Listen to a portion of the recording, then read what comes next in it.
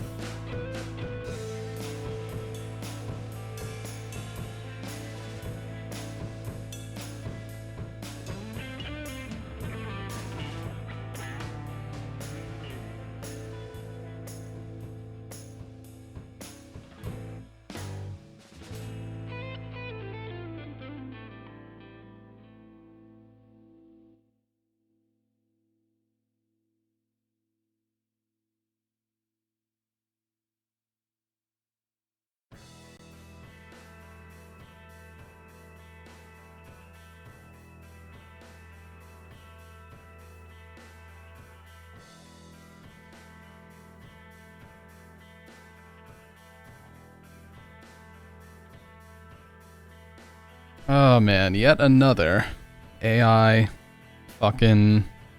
I can't even really use the term slop, but yet another AI like program has come out. And it's looking pretty realistic, I'm not gonna lie. It's like easily the most realistic example that I've seen of anything AI related. And the biggest part, or the craziest part that I've seen, is that it can actually replicate streamers now. So fucking streamers, their days are numbered, dude. Like, I hate the fact that I have to go to Drama Alert's fucking Twitter page or whatever to see this or to show this, but it's the best place for it because it's the one that has the best example. But basically, Google had basically what amounts to their, I guess it's not really their developer conference, it's called Google I/O. And Google I/O is basically where they announce new products and new endeavors, you know, anything that basically they just kind of announce the new direction that the company's going in year over year, okay? So this year, they apparently announced a massive AI initiative, which, big fucking shock, it seems like every tech company in the world is doing that right now. But I believe they actually launched, or at least soft launched, their AI. It's called Veo 3, and the stuff that it can do is actually fucking insane. Like, you can basically just tell it to make an action movie scene, and it's so convincing that most people, and when I say most, I mean like 90+% of people can't tell if it's fake or real. So apparently you have to pay for it right now. It's like $250 a month, so it's fairly expensive. But for the people that are going to be using it, that's nothing. I mean, that's super low cost, because we already know people are going to be using it to make fucking slop content, you know, like top 10s and movie reviews and stuff like that. But somebody typed in a prompt to have it make a fake Minecraft streamer that doesn't really exist, and it did it like fairly easily.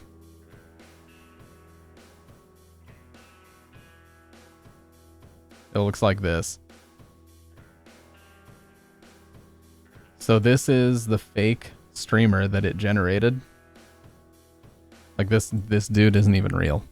Okay, so this is how you start. You find a tree and you just, like, you know, punch it down. Okay, so this like, dude, this is fucking crazy. You can't even tell, man. I mean, it's pretty, what do they call it? Uncanny Valley or whatever?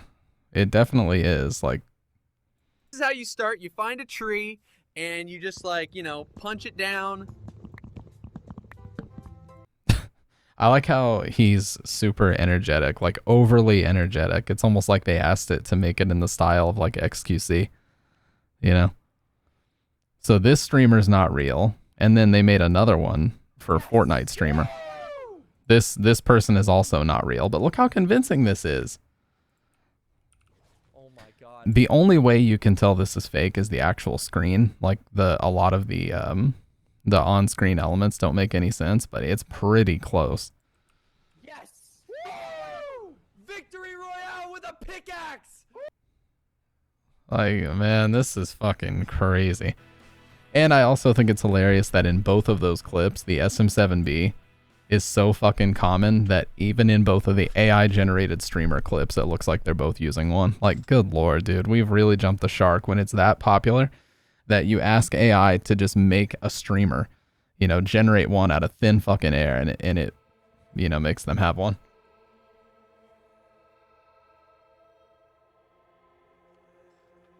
It's definitely, I would say, concerning, but that's not really the right word. It's kind of scary, actually. Because, I mean, obviously I can't show all the examples, but people have basically had it create like a whole action movie scene on the fly. They've had it create like people in different backgrounds with different accents, saying all kinds of different shit. Basically whatever the hell you want them to say. You know, obviously it has Google's safety. It's called like their safety layer. So it's the same thing that ChatGPT will turn around and tell you, hey, no, we can't do that. I mean, they're actually pretty good about that, to be fair. Like, ChatGPT will not let you generate like insulting things about real people. It won't let you generate fake things about real people. So that's kind of the limitation on this Veo 3 technology. Like, you can't have it create a video of a real life person and have them say something that they didn't say. Like, if it detects that it's based on a real person, or that you have given it a prompt that's based on a real person, it'll just immediately come back with like a red screen and say, hey, I can't do that. That's, you know, violating the terms of service. So it's like, at least that's something, but it's little consolation when you consider the fact that, you know, we're now living in times where you can just very easily say, hey, generate a video of, you know, this, that, or the other, and it just does it in like presumably seconds. I mean, I don't see how it could take much longer than just a few seconds to do it. And then there you go. You know, you've got it for whatever purposes you intend to use it for. And I guarantee you that, especially if someone gets a hold of this technology, like for now, I guess it's okay because Google has access to it. So it's not the worst thing in the world. Like, you know, they're going to safeguard it because it's a technology that they really care about safeguarding. But if someone were somehow able, I'm sure there's a way, I'm sure someone knows a way, because people always know how to do this shit. If someone finds a way to circumvent that, or to, I guess, make it open source in a way to where you could just do whatever the fuck you wanted with it, that would be very scary. I mean, looking at the streamer videos, they're kind of funny and everything, but I mean, think about political streamers, and I want to be clear, this is not a slight against political streamers, I'm not talking shit, but think about what they do. The majority of their content is making snarky comments either about politicians or other streamers and reacting to YouTube videos. You don't think that could very easily be replaced with AI? At least with gameplay, the AI is not so good, at least yet, at replicating all of the on-screen elements for certain video games. Like Fortnite, you saw, was a complete mess. And on top of that, that might get into a legality issue, because you would technically be violating the copyright of these companies by generating AI gameplay. Wouldn't you be violating? I'm sure there's going to be a big, if there's not already, I'm sure there's going to be a big clause or a big lawsuit about that coming up soon, of, you know, AI generated video of games that people are not purchasing or spending money on. So there's got to be, a line has got to be drawn when it comes to this shit, where they say you cannot AI generate footage of video games without the company's permission or without, you know, something. I guarantee you something along those lines is going to happen. So we'll see. But, you know, it just, people always clown on me because I always talk about fucking GW and Metal Gear Solid 2 predicting this type of shit 20 years ago, but they really did, man. They even referred to GW was basically an information control program. You know, what they described was essentially a Google algorithm. And, you know, the theory that it kind of purported was, and this was the year 2000 that this was written, by the way. It was either 2000 or 2001, maybe even 1999. And the theory was like, in the future, the internet itself will determine what truth is based on what search results you get. So if you Google something, you know, it's a big meme that you should never have to go to the second page of Google. If you have to go to the second page of Google, what you're looking for is either very shady or it doesn't exist. There's a reason for that. It's called SEO, or search engine optimization. And all online search engine companies have implemented this in one way or the other, going all the way back to the 90s. And what it does is, well, it's kind of complicated, but essentially it uses a number of algorithms to determine what results to show you first. Based on what you search for, there could be very different results. If you're looking for a video, it'll usually be a link to like a news organization that has posted the video. But if you're looking for a product, obviously it's going to show you online retailers. So they have what's called SEO, search engine optimization, that depending on what type of thing you're searching for will show you optimized results that will guarantee you click, because they need you to click because they get the ad revenue when you do. Not just from Google, but these websites also have partnerships with Google, where if you click on their website, you will then get an ad that is posted by Google. And if you click on that, then they get revenue. So, you know, nowadays most people run ad blocker, and that's cool. But the reality is, like, companies are getting wise to ad blockers, and Google in particular is very, very strict. Like on YouTube, I think it straight up detects like most ad blockers and just says you cannot view this video until you disable your ad blocker. Like, it's gotten to that point where they're basically shaming you and doing the fucking, they're like, turn off the ad blocker or we're not going to play the content, and you don't get a say in it, motherfucker. That's what they're doing.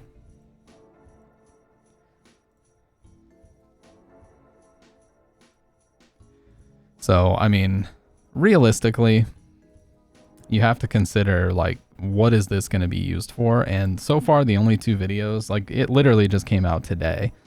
Like, either a beta version or a preliminary version or something. I don't think the full version came out today, but you got to think, like, what is this going to be used for and how quick is it going to be taken advantage of? And I just have a feeling it's going to be really bad. And again, you know, for right now, Google has their safety laws in place. There was actually just a bill passed like 48 hours ago, it was called like the Take It Down Act or something like that, where basically if you AI generate, or what they call a deep fake, footage of someone else, it is a felony, and you can actually very easily be charged and go to jail for that. So even if it's not malicious, even if it's something that just attempts to mislead people and make them... and make them think that you said something you didn't say, even if that's the only purpose of the video, it's still considered a felony. So, yeah, there's going to be a lot of that, and there needs to be a lot of it. Like, this shit is going to get out of hand really, really quick.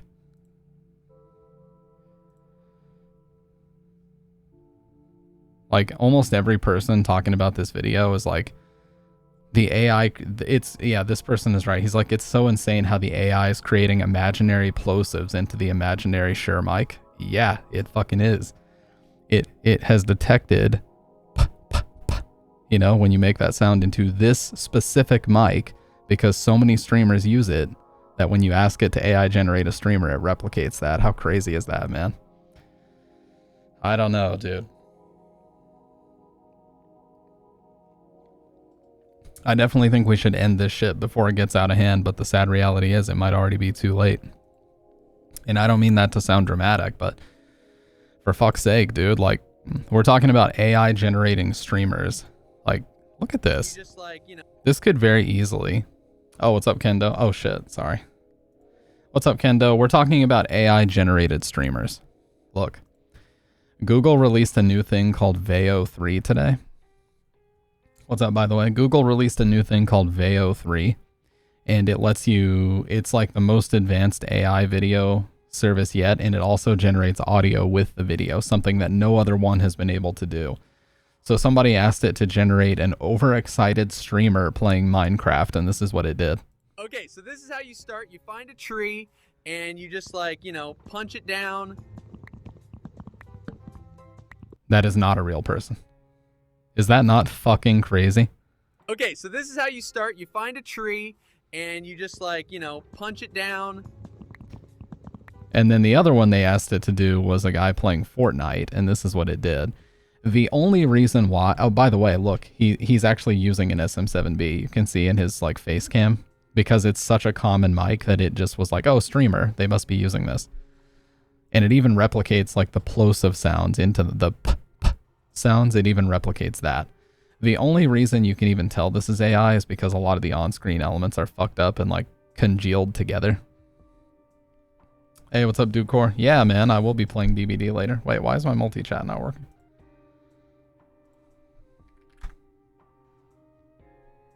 Oh, it worked for me. What the? Why'd your message get eaten? Why does it do that? Here, let me reactivate it. But yeah, there we go. There we go. I just had to reactivate it. Yeah, look at this, dude. We're talking. Do you play Dead by Daylight? Because if you do, I'd run some games with you, dude. I don't know if you do, though. We're talking about AI-generated streamers anyway. So this is an AI-generated video of a guy playing Fortnite. Again, this person does not exist. This gameplay is completely fake. And, yeah. Oh my god. You can even hear the little clicks of a clicky, like, Razer mechanical keyboard. Listen to this. Oh my god. Yes! Woo! Victory Royale with a pickaxe! That is crazy. God. Yes! Woo! Victory Royale with a pickaxe! Is that not fucking insane, dude? Oh my god, man. What are we doing? And that's just the first 2 videos that we know of. Like, these were just a few hours ago. Like, imagine what's going to come out in the next few days. Okay, so this is how you start. You find a tree, and you just, like, you know, punch it down. Like, the only thing that's stupid about this one is he's not actually playing. Like, his hands are up, and the game is still moving. So, anyways, what I was saying about it is, Google has their, what they call a safety layer in place. So they are going to be cooperating with the US government. They've already said, like, just a couple days ago, they actually signed a bill into law called the Take It Down Act or something along those lines. It's like the Take It Down or You Must Take It Down Act or something like that. Where if you knowingly upload false, you know, AI generated or deep fake footage of another person, you are forced to take it down. Otherwise, you face jail time. So Google is going to be cooperating with the US government to make sure that's not happening, but I don't know, man. I feel like people are going to be able to find a way around it, and then they're going to like VPN all these crazy fucking ways and make themselves untraceable. Like, I don't know. I just see a disaster waiting to happen here is what I see. It seems like people will do everything in their power, because that's what people do with every AI thing. They do it with Grok, they do it with fucking ChatGPT, they do it with whatever Facebook's version, Meta, I think it's called. They do it with everyone. They just like make the weirdest prompts and say things like 1-word answer only, answer this specific way, answer that specific way, and then they like screenshot it out of context to make it look like it said one thing, when really if you go back through the whole chain of what it was asking it to do, it's nowhere near. So that's one thing that I think that's good that Twitter does, is if somebody asks, quote unquote, asks Grok a question, it will show the whole chain of messages. Like every single thing you asked Grok to do, it will show. So you can't get away with just saying like, oh my God, Grok said this. Can you guys believe it? And then you go back through the interaction, you see they actually asked them like 20 questions just to force it into a corner and make it say one particular answer so that they could then go, oh my God. You know what I mean? It's so stupid. So that's one good thing that Twitter does, is it always ensures that you can see the whole exchange between the person and Grok whenever that happens.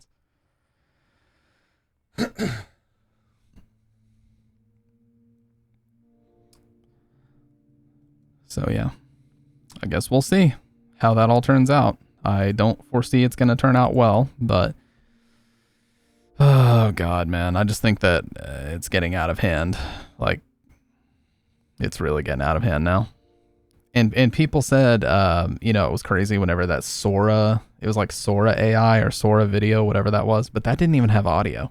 There was no audio to those videos. You would have had to have get like a Foley artist to make audio for you. But now Google just generates it alongside the video. So I don't know, man. I didn't intend for this first part of the stream to just be me freaking out about AI, and I'm not necessarily freaking out about it. I just don't know what to say, man. And then of course you have all like the tech bros, like filmmaking has changed forever. Content creators, your days are numbered. You know what I mean? Like all the tech bros are ready to like deploy a whole team of people generating AI videos on a daily basis to fill like their slop channels with content. The tech bros are out in full force defending this stuff. And somebody already fucking asked it to do one gorilla versus 1,000 men. Like, what the fuck, dude? Oh my god.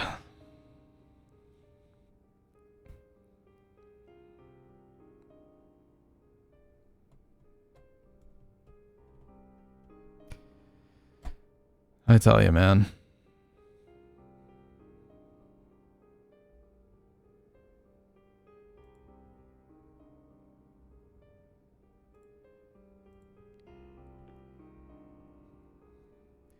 And it almost makes me feel like, you know, and I've said this before, you guys have heard me say this many times, but like, I feel like the boat for streaming is already gone.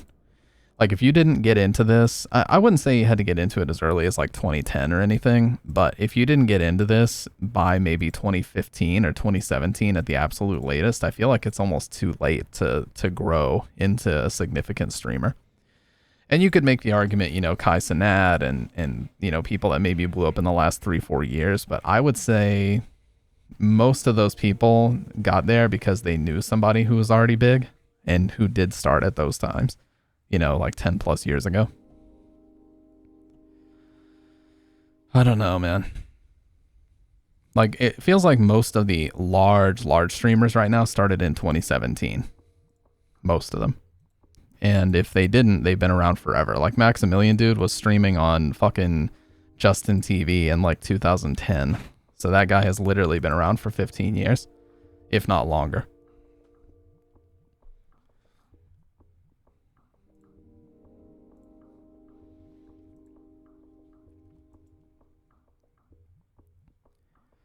And I saw, you know, I don't usually give too much merit to like just rando Twitter posts or anything, but I did see one where I was like, you know, that's kind of true.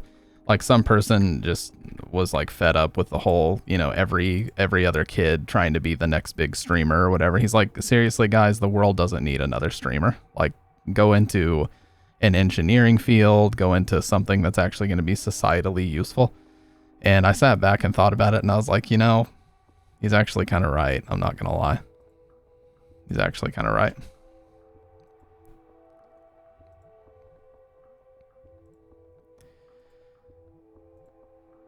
You know, streamers, at the end of the day, as far as a career path, you're essentially a billboard. You are a billboard for hire when you're a streamer. Companies see you and they see your numbers as a billboard, and the larger your billboard is, the more likely they are to run to you at high speed and offer you truckloads of money to advertise their products. But whether it's Twitch advertising on your channel or Elgato or, you know, any number of the typical Factor, like those pre-prepared meals or whatever, you know, any number of the companies. Oh, what's up, Dr. Ed? Any number of the companies that advertise on Twitch or YouTube or elsewhere, any of those companies will throw you money if you have the numbers. And that's what essentially being a streamer is. You're a professional advertiser. That's what you are. That's where all of your revenue comes from. Now, of course, you do make your own revenue via subscribers and bits and things, but that's all split outside of donations, which you could argue that's still technically split with PayPal most of the time. But I wouldn't say split. It's like 70-30. You know, split, when you use that term, you're thinking more like 50-50. But yeah, it's like a 70-30 split. But when you're talking about Twitch and subscribers, unless you have like 350 plus subscribers to get into the Partner Plus program, then yes, it is mostly a 50-50 split, where Twitch gets $2.50 and you get $2.50 out of every sub. Well, a little bit more now because I think the lowest price is $6. Anyways, what's up, Dr. Red? I was just making the point, like, someone made a post on Twitter the other day saying, like, the world doesn't need any more streamers, and they were trying to encourage younger kids to get into more, like, tangible career paths, like engineering and stuff like that. And I sat back and I thought about it, and I was like, you know, man, it's kind of spitting facts. I'm not going to lie. Like, you know, if I had a son or a daughter, I would be okay with them doing whatever they wanted to do to make them happy. But the real part of me, you know, the part of me that is a super grounded realist, sometimes to a fault, but the part of me that's a realist says it's just not going to happen for everybody. Like, it's okay to give it a shot, But please have a cutoff day where you say, you know what? Unfortunately, this is not working out. I'm going to pivot and try something else. You know what I mean?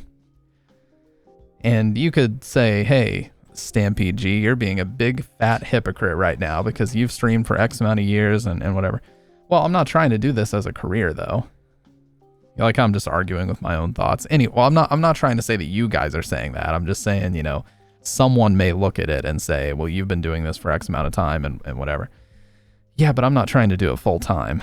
I just simply do this as a hobby on the side because it's something I enjoy and I'm passionate about. But I'm not delusional to think that I'm doing this full time or anything. I go live like 3 times a week. There's no way it would be sustainable if I was trying to do it full time, you know?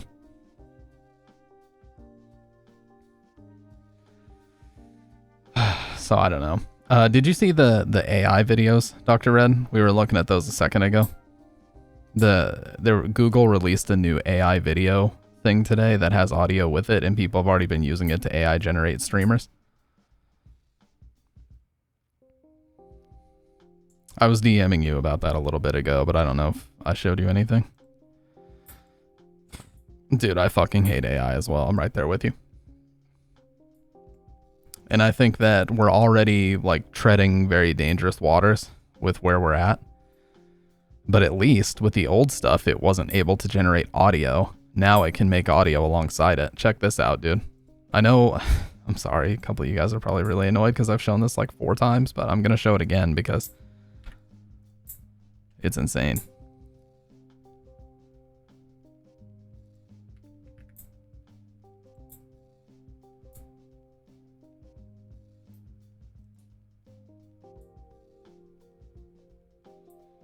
You find a tree. All right. So here's the first one. This was the prompt somebody typed in: overexcited streamer playing Minecraft. And this is what it looked like. Okay, so this is how you start. You find a tree and you just like, you know, punch it down. Why does he look like he's on crack? But anyways. And then the next one was a streamer playing Fortnite who gets a victory royale with just a pickaxe. Watch this. By the way, notice the little details in this. You can hear like the clicky keyboard, like it's a Razer keyboard. Listen. Oh my god. Yes! Woo! Victory Royale with a pickaxe! You notice when he said pickaxe, it did the plosive thing into the mic. Listen right here. With a pickaxe! That is insane. And you can see just from the little thing down here that it's clearly supposed to be this exact mic. So what I said is the only way you can tell that this is AI is because of the elements on screen making no sense. Like even the characters' animations don't make much sense. Like they're kind of close, but they're not right. See what I mean? Like there's a timer here. It's not the Victory Royale logo and stuff and other shit like that. But still fucking scary nonetheless, man. Still pretty crazy. Like what I was saying is I would imagine that this could easily bring about a bunch of lawsuits because imagine you are a developer, say you're Epic Games or one of these, you know, huge developers, and all of a sudden someone is AI generating a bunch of streamer gameplay footage of your game. Like, wouldn't that be grounds for a lawsuit? Aren't you technically infringing on someone's copyright if you do that? I would say, yeah. I would say certainly you would be. So that's the only thing. But I was saying, like, imagine political streamers. Like, you could very easily just play a video and then just tell the AI to like generate a leftist person that's making snarky comments about the video, and then you could just pretend that it's a real person. I mean, seriously, what's to prevent people from doing stuff like this? Or say that it's a right-leaning person who's making funny comments about a video, and then you just play the video. Like, it would take 2 seconds of editing for you to overlay the AI person over top of the video, the real video. And then you could essentially just make an AI content mill out of this and not put like a modicum of effort into it. It's insane, man, how close we are to the, you know, to that slope of not being able to tell what's real or what's not anymore. We're getting very, very close, and it's pretty concerning. So I don't even know what to say, man. And Hey, what's up, Sick? It's going good, man. Going good. Just, you know, doing our typical doom scrolling about AI. You know how we do. Did you see the fucking drama alert posts about AI Minecraft streamers and Fortnite streamers? I was saying React content, the way that it is presented right now, is kind of on the verge. Like, I think it's going to be gone soon with the advent of this.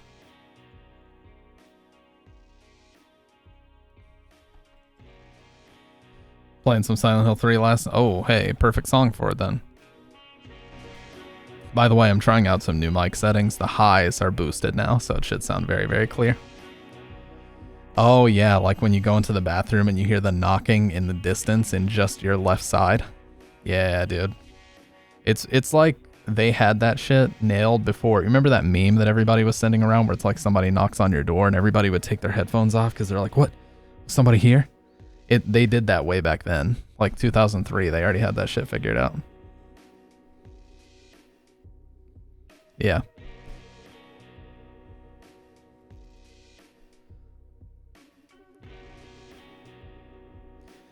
Yeah, see, I always forget. You have, you literally have, I think, the widest soundstage headphones in the fucking industry. Because the drivers are far, and then they're back, so they point directly in toward your ear canals. And that shit, I have not heard a pair of HD 800s or 800Ss myself, but I've heard some stories that they sound very, very distant and really good. I mean, for God's sake, for the price, they better. But even on DT990s, that is still certainly the case. Anyways, what's going on with you guys tonight? I have the next 5 days off. I requested Thursday and Friday off, and my entire company, or at least my entire team, is off on this coming Monday for Memorial Day. So we're chilling. Going back to school Monday. Hey, that's good though. It means you don't have to work, right? Because don't they pay you to go to school? So it's a win-win, really. It's a win-win, dude.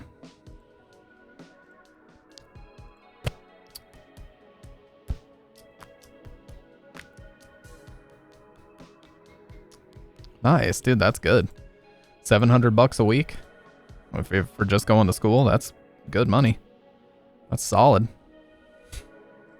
So, yeah, I basically, like, you guys got to understand, there's already AI content mill channels. And when I say content mill, what I essentially mean is like a farm. You just steal things and you upload it and make money on it. You steal a synopsis of a movie. Like, you go on Wikipedia, you steal the plot of a movie, and then you go on IMDb and you download and steal some clips from that movie. You throw the clips into your editor, you make an AI voice talk over top of it and explain the plot of the movie, and then that's your video. And then the only thing you do is you add you won't believe what happens in this film at the beginning or some shit. And believe it or not, there's people out there that will believe it and think that it's real. And they will sit there and watch the entire YouTube short telling them that they won't believe what happened in a popular movie from 20 years ago. It is insane, man.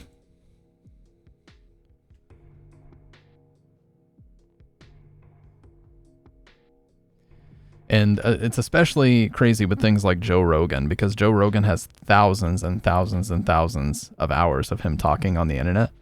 So if you make an AI generated video of him talking, it's incredibly convincing. Like, it does the breath, like when he speaks, when he stops talking, when he pauses, when he takes a breath in, exactly how his mic compressor and all that shit sounds. It basically has it down perfect.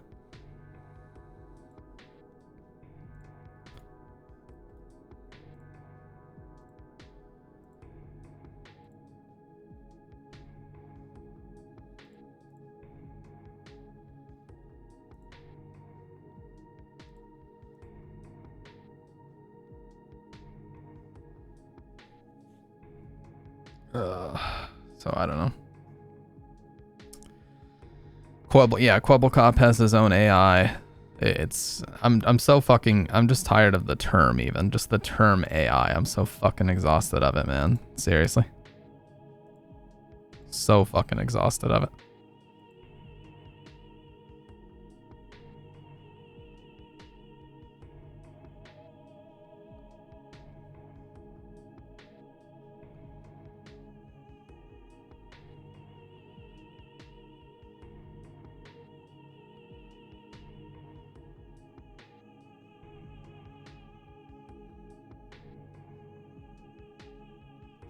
Well, anyways, with that being said, we have some nightmare fuel to get into. Sorry, I spaced out there for a second. But anyways, I'm off the next several days. Oh, there's a whole YouTube channel called Nightmare Fuel now. Well, that's not what I was looking for, but...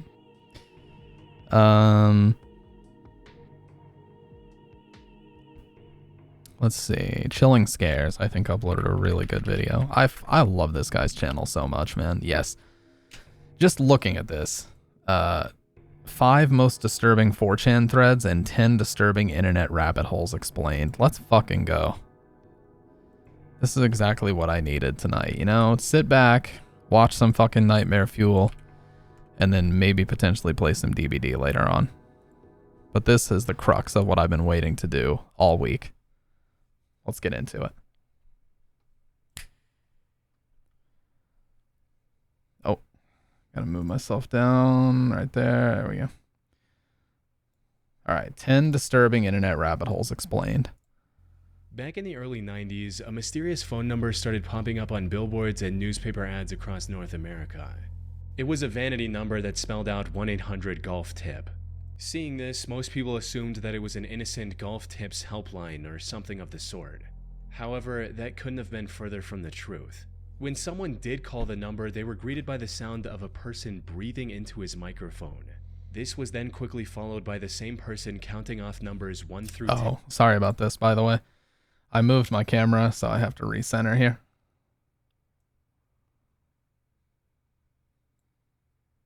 Okay. Sorry about that. That's all. We're good now.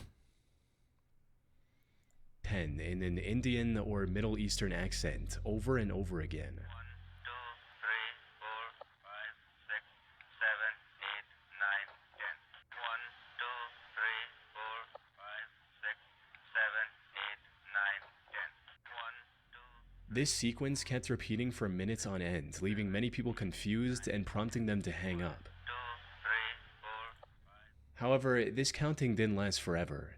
People discovered that after about 10 to 12 minutes, the voice faded into silence and was replaced by static noise. 2, 3, 4, 5,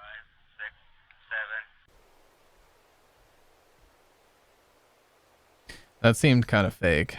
Like the voice sounded like it was on the phone, and then that sounded like modern day sound effects being played for the video. But that wasn't all. Because the ones who kept on listening were eventually startled by a loud and unsettling siren sound.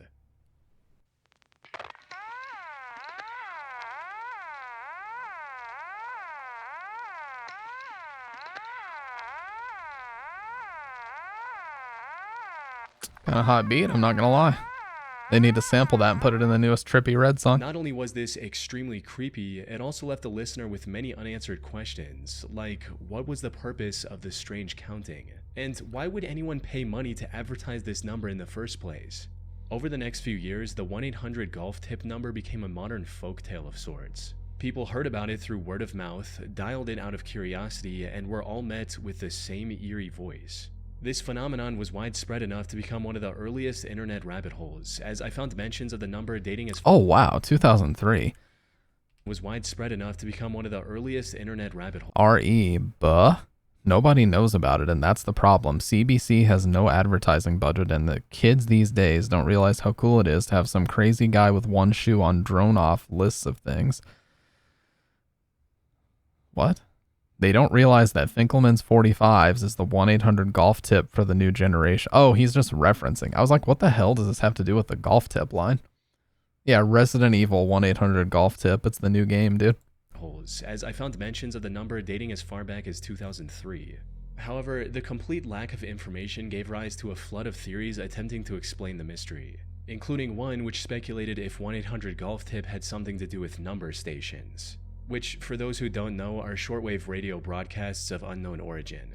These usually transmit sequences of spoken numbers, tones, or coded messages, often in eerie, mechanical voices.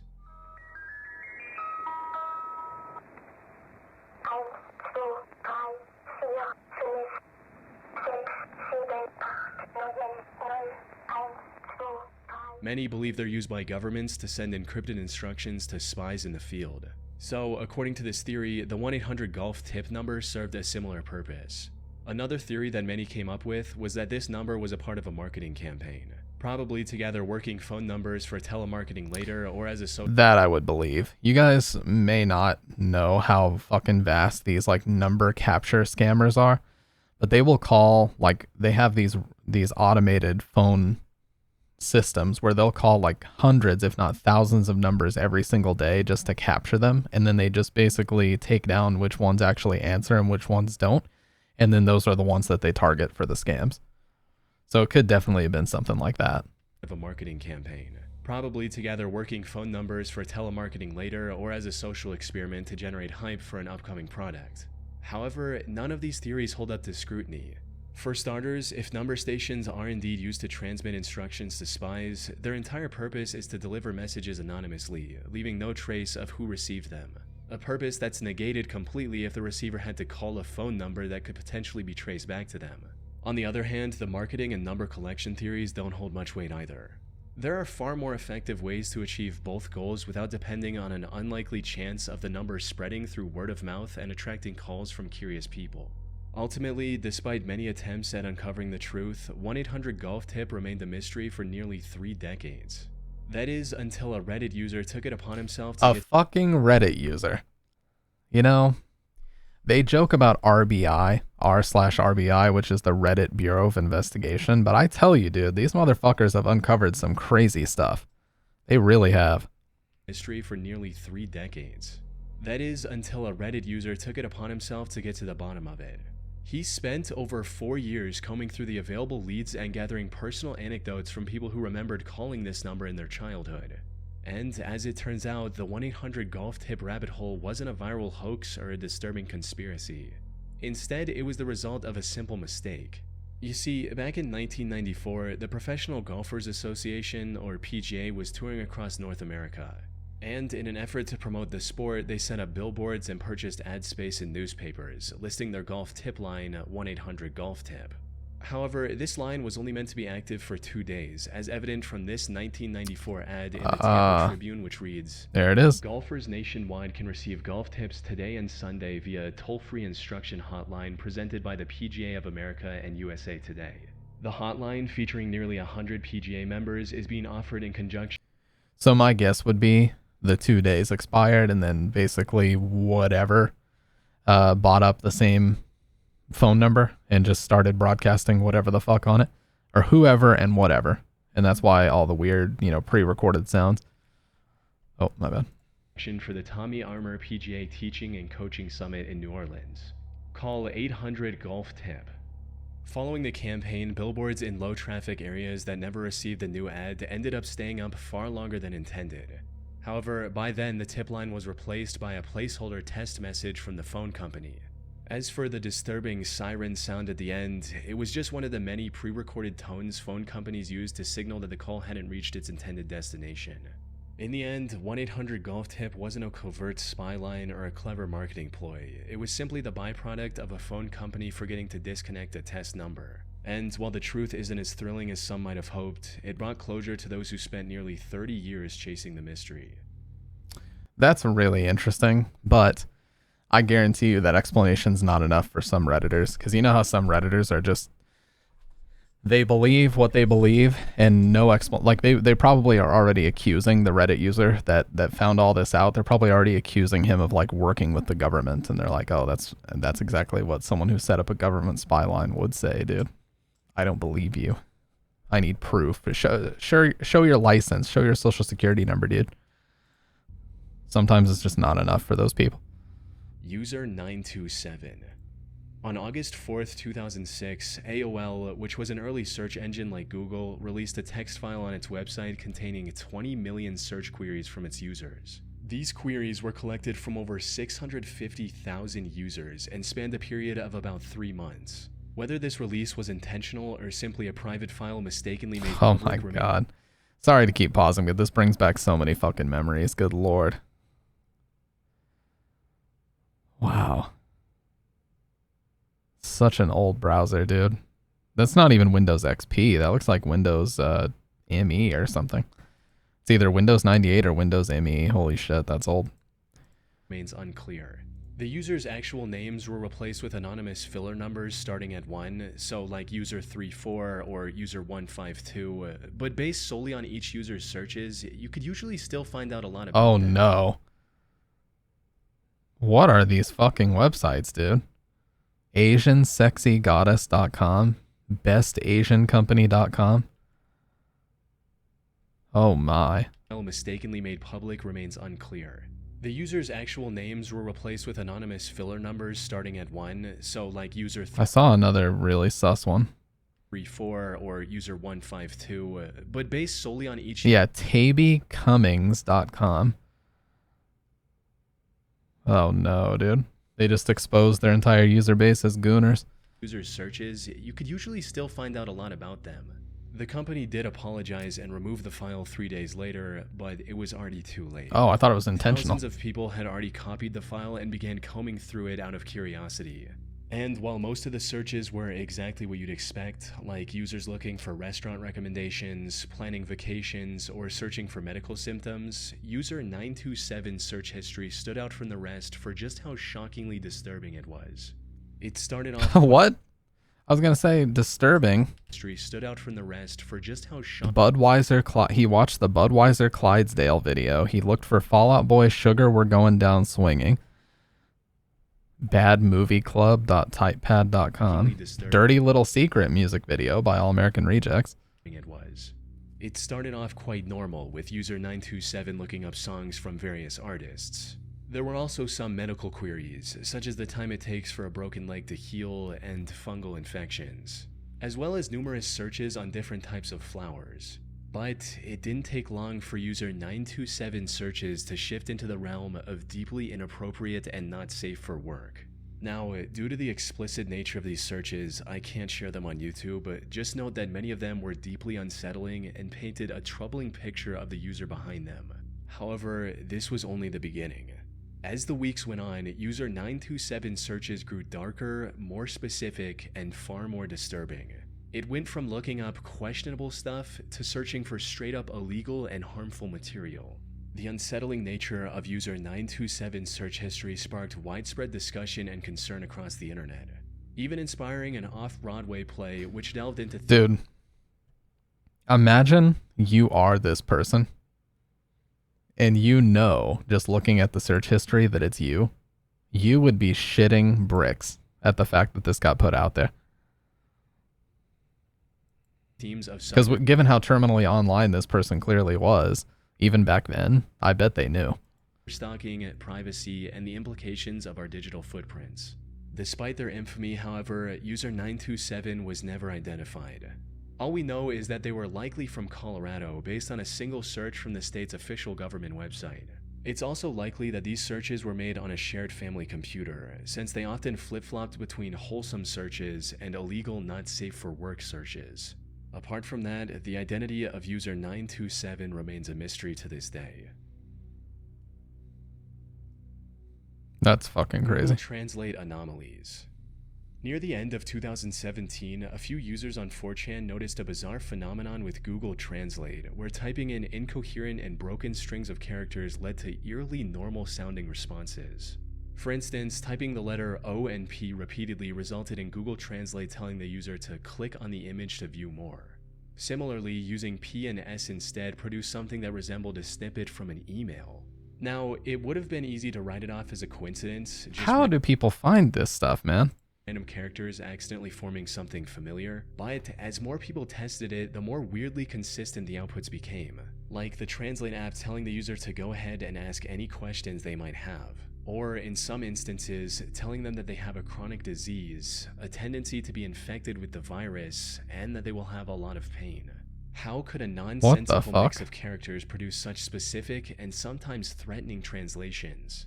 At this point, the most reasonable explanation was that this was simply a glitch, perhaps an obscure bug in Google's translate system. After all, most of these eerie translations occurred specifically when converting between Somali and English, suggesting a potential flaw in how the algorithm handled that language pair. But what made this seem unlikely was the amount of unique information Google Translate was showing in response to these requests, including things like a link to a Facebook post or what appeared to be an email address. In a similar vein, a few specific... Yeah, you have to be logged in to post a they're probably talking about mega upload. So it almost seems like it's pulling data from like a random Gmail account. Specific combinations also provided results that read like a private conversation between two people, stating things like, "You will be given the opportunity to be re-elected," and "This is a great way for you to come to our country." So, what is going on here? Unfortunately, despite the online interest, Google never acknowledged the problem, so we can only speculate. And while I did come across some wild theories suggesting that Google Translate was somehow a sentient AI trying to communicate outside of its intended purpose, these theories are of course not true. One possible theory is that this was the work of a rogue Google employee, someone who out of frustration or boredom decided to tamper with the system.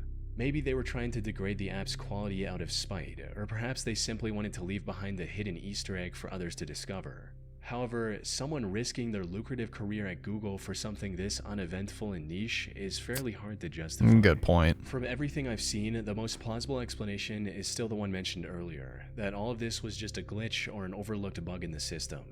As for the oddly specific bits of information, those could have come from any number of internal sources. Consider this: massive platforms like Gmail, Google Drive, and Search process billions of data points every day. So it's not hard to imagine a coding error causing Google Translate to inadvertently pull fragments from those interconnected services, which, if true, would be a real security and privacy threat. That said, I tried replicating the troubling prompts myself and came up empty. Whatever was causing the bizarre outputs seems to have been quietly patched out by Google since the story first broke out. This is a fascinating video so far, I have to say. This is one of my favorite videos he's made in a while. I know I'm not saying a whole lot, but I'm just fascinated. I don't have a whole lot to say. I'm just enjoying it. The Caver. On March 23, 2001, a man named Ted began sharing his caving experience in an online journal. The story started a few months earlier in December 30th, 2000, when Ted and his friend B were exploring a cave. Really quick, I just want to say it's really insane to me how old even footage from like 2006 looks now. When I go back and look at TV footage from 2006, I swear it looks like the fucking 90s or the 80s now. It's insane without even realizing it how much better TV quality got, that going back to the year 2000 looks like some ancient found footage grindhouse movie. They thought they knew well. But on this particular trip, they found something unexpected, a small hole on a wall near the cave's lowest point. As Ted kneeled down to get a closer look inside, he felt a faint breeze coming from the hole, suggesting there might be an entire unexplored cave system lying just beyond the narrow opening. The excitement of being the first people to explore this new section of the cave outweighed the inherent danger of venturing into the unknown. After surveying the area, Ted and B decided to widen the hole and carve out a passable corridor. About a month later, on the 27th of January, they began to chisel at the rock. But something felt strange. The two felt a suspiciously strong wind coming from the hole, followed by low, ominous rumbling from deep within the cave. They tried to rationalize these occurrences, thinking that the wind was just blowing a little stronger outside, and that the rumbling noise was coming from the trucks driving on the mountain road above the cave. So, despite the noise growing louder and more frequent, they pressed on. A decision they'd come to regret, as the sense of... Yeah, they were actually just breaking into my domain. You know how I do when intruders try their shit.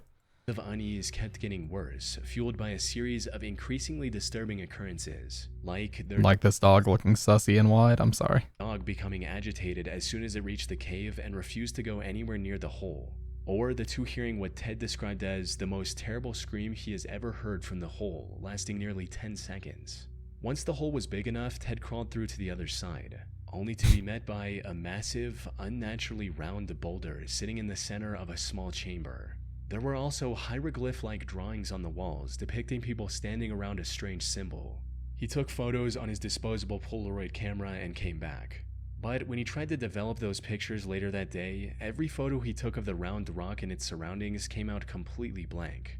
They then tried recruiting another experienced caver, Joe, hoping a fresh perspective might help. However, Joe returned minutes after he went in, visibly shaken by the experience. He refused to speak about what he saw on the other side and just stated that he would never enter that hole again. I'm going to be honest, this sounds fake. And the only reason why I say that, there's a lot of people that think, oh, it's the year 2000. People weren't faking stuff on the internet yet. Oh, no, they were.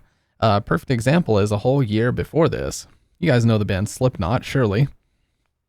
Well, on Slipknot's first album, they had 2 songs, one called Frail Limb Nursery and one called Purity.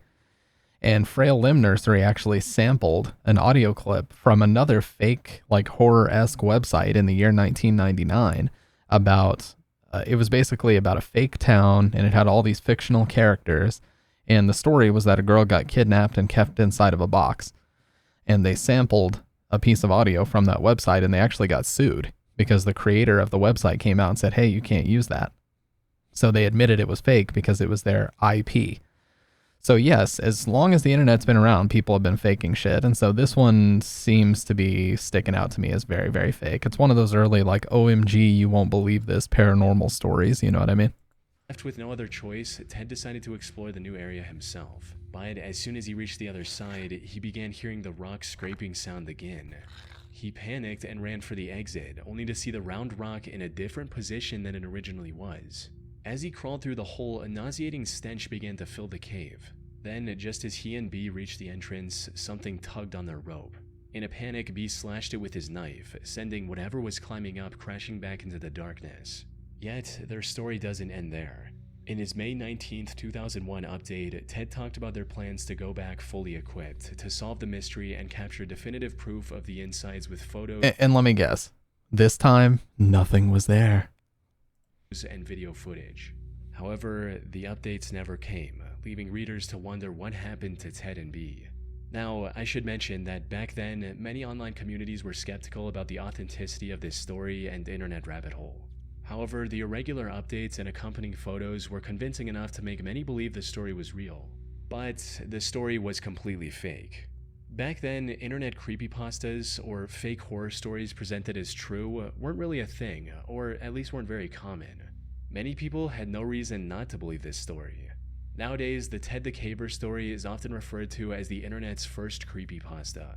In 2004, he joined a discussion about his story on a forum site and admitted he made it up. Apparently, they did explore the cave and actually took the pictures he posted on his journal, but everything about the round boulder, the drawings on the wall, and the chase at the end was completely fictional. However, none of this detracted from its position as the story that introduced the internet to creepypastas, a genre that's prevalent to this day. Like the Macho Man bandana he's wearing too. It's cool. Conspiracy. On the 25th, Oh yeah, so Blockbuster John was in here talking about this. the glitter conspiracy. And he was like telling me, do you know who buys the most glitter? And was telling me all this weird shit about glitter. I'm like, dude, I don't know what you're talking about. And then he showed me a video that showed like the majority of glitter is purchased by the army or the military. And I'm like, cool, but what is that? Like, where's the conspiracy here? I didn't get it. So hopefully they expand on that a little bit here. On the 21st of December 2018, New York Times posted an article titled, "What is Glitter?" This was supposed to be nothing more than an educational article on what glitter is and where it's used in our day-to-day lives. However, what its author didn't realize at the time was that this would ignite one of the most heavily debated rabbit holes in internet history. It started with an odd conversation between the article's writer and a manager from GlitterX, which is one of the largest glitter manufacturers in the US. When I asked Miss Dyer if she could tell me which industry served as GlitterX's biggest market, her answer was instant. "No, I absolutely know I can't." I was taken aback. "But you know what it is?" "Oh, God, yes," she said and laughed. "You would never guess it. Let's just leave it at that." I asked if she could tell me why she couldn't tell me. "Because they don't want you to know that it's glitter. If I looked at it, I wouldn't know it was glitter?" "No, not really." "Would I be able to see the glitter?" "Oh, you'd be able to see something, but yeah, I can." The writer then asked if she could tell the buyer's name off record, but she refused completely. Not long after the article went live, someone posted their strange conversation on the Unresolved Mysteries subreddit, sparking a wave of speculation about Oh yeah, didn't somebody also say it was toothpaste or something? who this mysterious client could be. One of the top comments under this post pointed towards a potential use by law enforcement as an ID for explosives, reading, "Micro-taggants, multi-layered micro-glitter added to all commercial explosives. Simple to batch trace on-site after the detonation using only a microscope. Use dynamite for illegal purposes and leave evidence as clear as a fingerprint. Law enforcement probably don't want this fact circulating." And while this made some logical sense, others leaned toward crazier conspiracy-adjacent theories.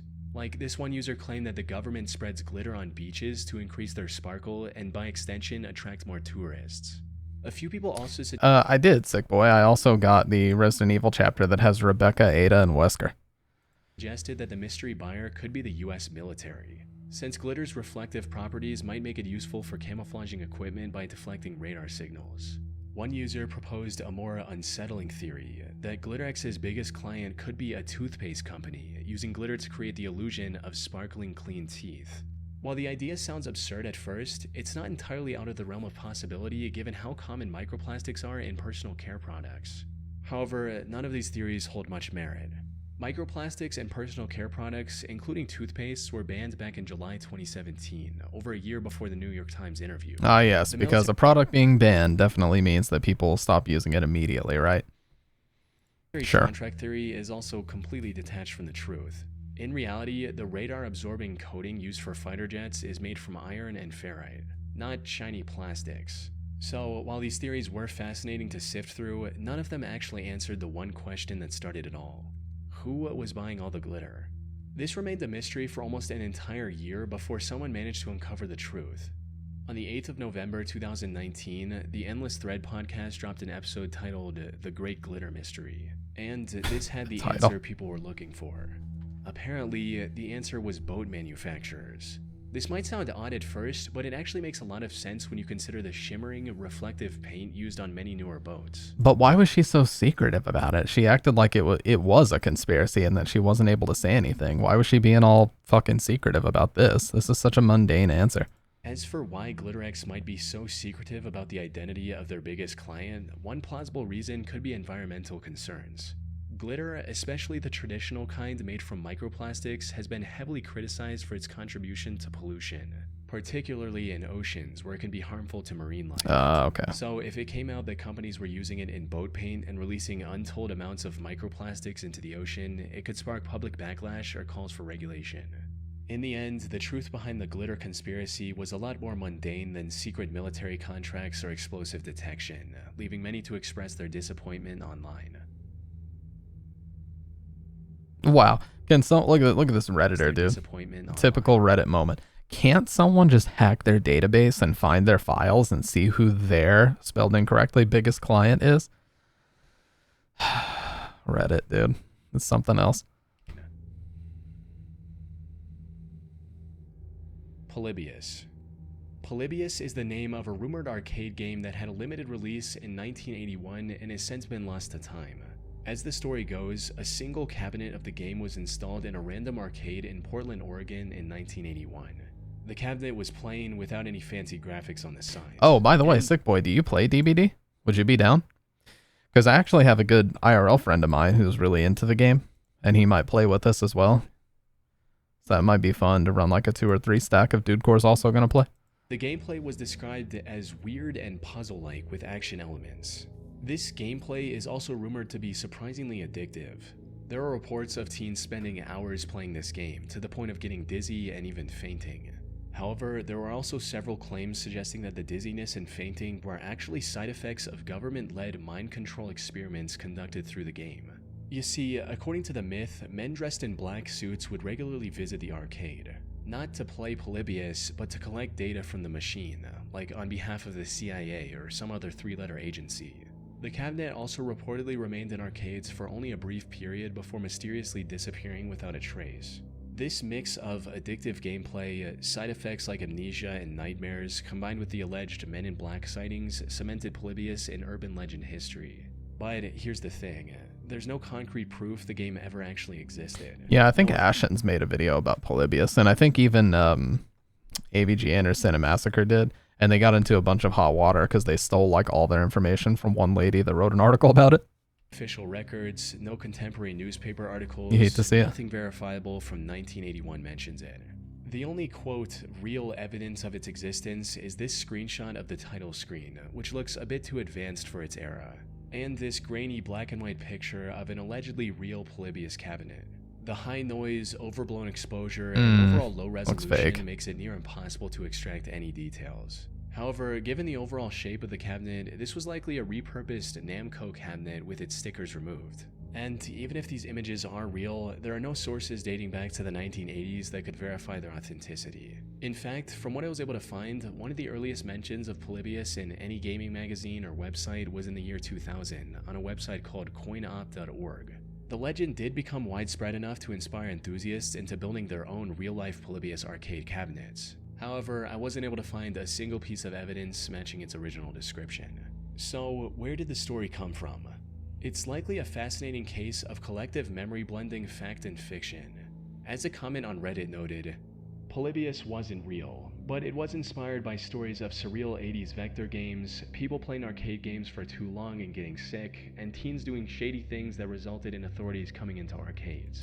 Yeah, now the company is known as Bandai Namco. They're a merged company, but Namco did make a lot of really cool shit. Like, I think, weren't they the original ones that made, like, Pac-Man, Joust, Dig Dug? Like, they had some really, really popular arcade games in the 80s. Think of it this way. And Galaga. The early 80s saw visually intense vector graphic games like Tempest, which could be quite disorienting, especially in a dimly lit, smoke-filled Tempest is an awesome game. Arcades were also rowdy places where teenagers pushed boundaries, sometimes prompting authorities to monitor them for reasons like truancy or gambling. It's plausible that these separate real occurrences, getting eye strain from a vector game, feeling ill after a marathon session, seeing officials in an arcade, morphed and merged over time into the singular, terrifying narrative of Polybius. Or it's also possible that the Polybius myth was the masterwork of a single imaginative individual. Someone who managed to craft one of the most talked about rabbit holes. Yeah, and Tekken. You know, a little game called Tekken that you might know of. In the history Pretty cool of game. internet gaming folklore. The Box of Crazy. On November 4th, 2013, Reddit user TramStopDan posted an Imgur album on the What's In This Thing subreddit titled Large Box Full of Odd Illustrations of an Event, aka The Box of Crazy, found by the trash bins. On the surface, this the looks box like of Dr. Crazy. Where's Dr. Crazy at, dude? nothing more than an antique wooden briefcase. We're looking at his Its briefcase. contents told a completely different story. Inside, there were hundreds of documents containing text records of alleged UFO sightings, diagrams and schematics for complex otherworldly machinery, and hand-drawn illustrations of disturbing demonic creatures. The box also contained a lot of handwritten notes from the creator of all these illustrations, Daniel Christensen, as well as several maps and globe projections. Much of it was cryptic and difficult to decipher. However, even after reviewing just a small portion, it became clear that this was the work of someone who was deeply unwell. Some of his notes hinted at the possibility of him being a World War II veteran, which could explain the origin of his mental illness. However, that wasn't what started his fascination with aliens and extraterrestrial life forms. Some of the earliest documents in the box were from 1937, with some of the newest ones dating to 1977. In other words, Daniel remained fixated on this topic for over 4 decades. However, his earlier work was a lot tamer and more legible than whatever he came up with in his later years, hinting at his deteriorating mental health. As for the actual contents of this box, however, one particular topic stood out above the rest: his account of the incident that happened on July 7th, 1977. Tampa Bay tornado. I was gonna say, like, these illustrations are incredibly detailed. So, you know, post-traumatic stress. I mean, no, he was writing some of these before the war kicked off, or at least we were involved in it. So he was omega talented either way, but yeah. According to Daniel, Tampa Bay was hit by a tornado on that day, but that tornado was just to disguise alien ships used to make contact with Earth without getting spotted. He created several detailed illustrations of what he saw that day, and it's bizarre to say the least. In reality, there were no records of a tornado or any other extreme weather event happening in Tampa Bay on the 7th of July. That said, Daniel didn't choose this day at random. You see, a lot of Daniel's illustrations of the 7th of July include this same building as the center point for alien descent. This was the inverted pyramid on the St. Petersburg Pier in Tampa. Coincidentally, this building was also lit up with a massive laser light show installation on July 7th, 1977. So it's highly likely that Daniel witnessed this laser show, misinterpreted it as an alien encounter, and then spiraled into an obsession to document what he genuinely believed was a life-changing event. And the craziest part is, this was only a fraction of the work he'd produced in his lifetime. This is because, as the story gained traction online, a Reddit user named That's My Box came forward, claiming that she was the previous owner of the wooden box TramStopDan found. And apparently she was telling the truth. She moved into a new home in the 90s where she found a room full of Daniel's work. This included a chair-like machine he'd constructed, which, according to his notes, was the device he'd used for an out-of-body experience and time travel. Unfortunately, most of Daniel's stuff had to be thrown out, which is how Tram Stop Dan found the box. It really makes you wonder what other mind-bending contraptions, bizarre concepts, or odd events he might have noted down on paper during his lifetime. Yeah, that's I don't even know what to say about that, man. There's got to be a Reddit. There's got to be either a subreddit page or just some blog spot or something that has everything in that box digitized by this point. I guarantee you there has to be. But I would love to see it. On November 5th, 2015, an anonymous user posted a thread on 4chan talking about a strange conversation they had with a girl at work. The girl he talked with was, at the time, homeless and in a band. She also worked for a really shady company that was in the process of closing down. One day, her supervisors gave her and another employee 2 tape guns and instructed them to pack boxes. However, the tape in one of these guns had the word Eritas written on it.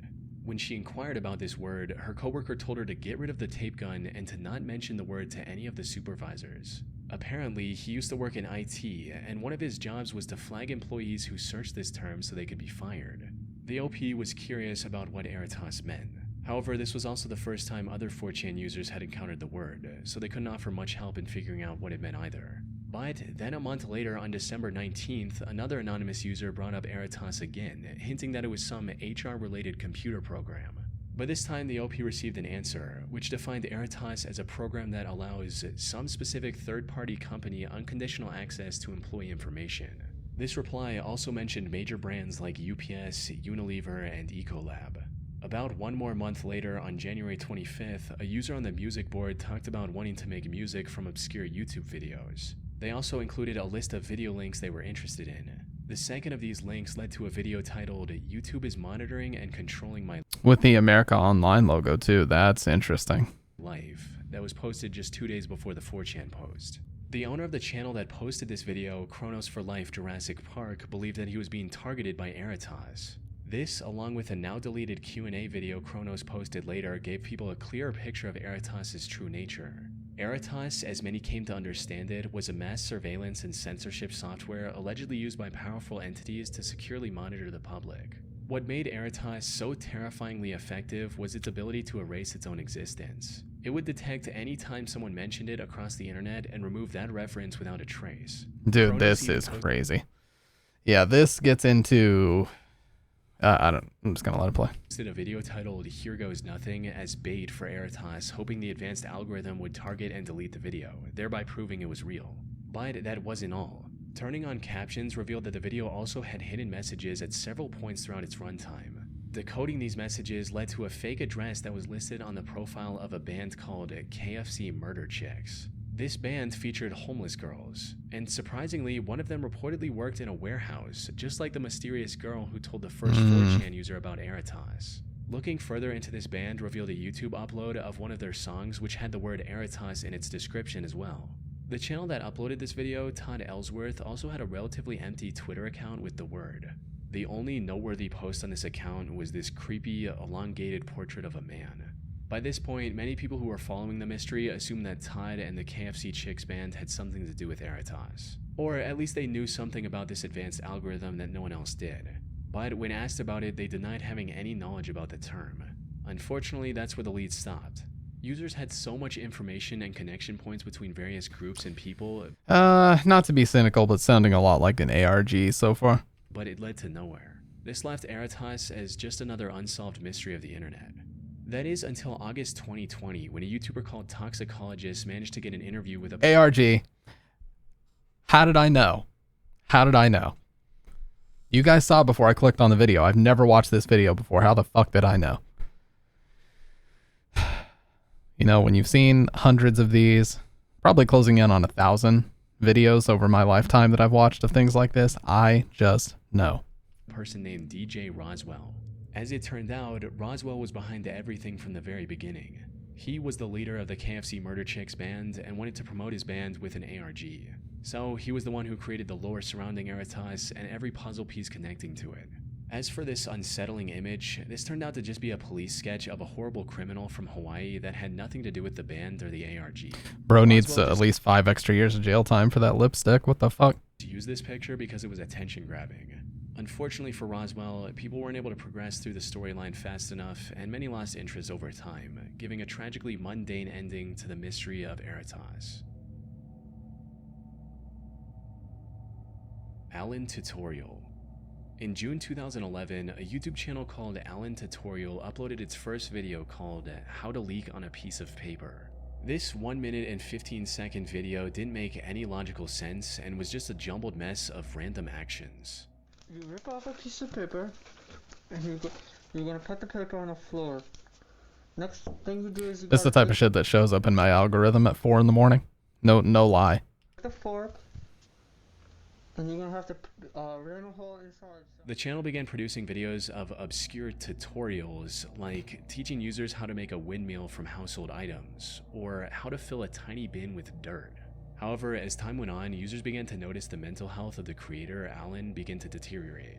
He went from gleefully explaining some illogical concept to crying during tutorials and getting accidentally hurt while trying to make the video. This marked a shifting point in the channel where it went from silly to often downright disturbing, and no video encapsulates this better than the one titled Disc Tutorial.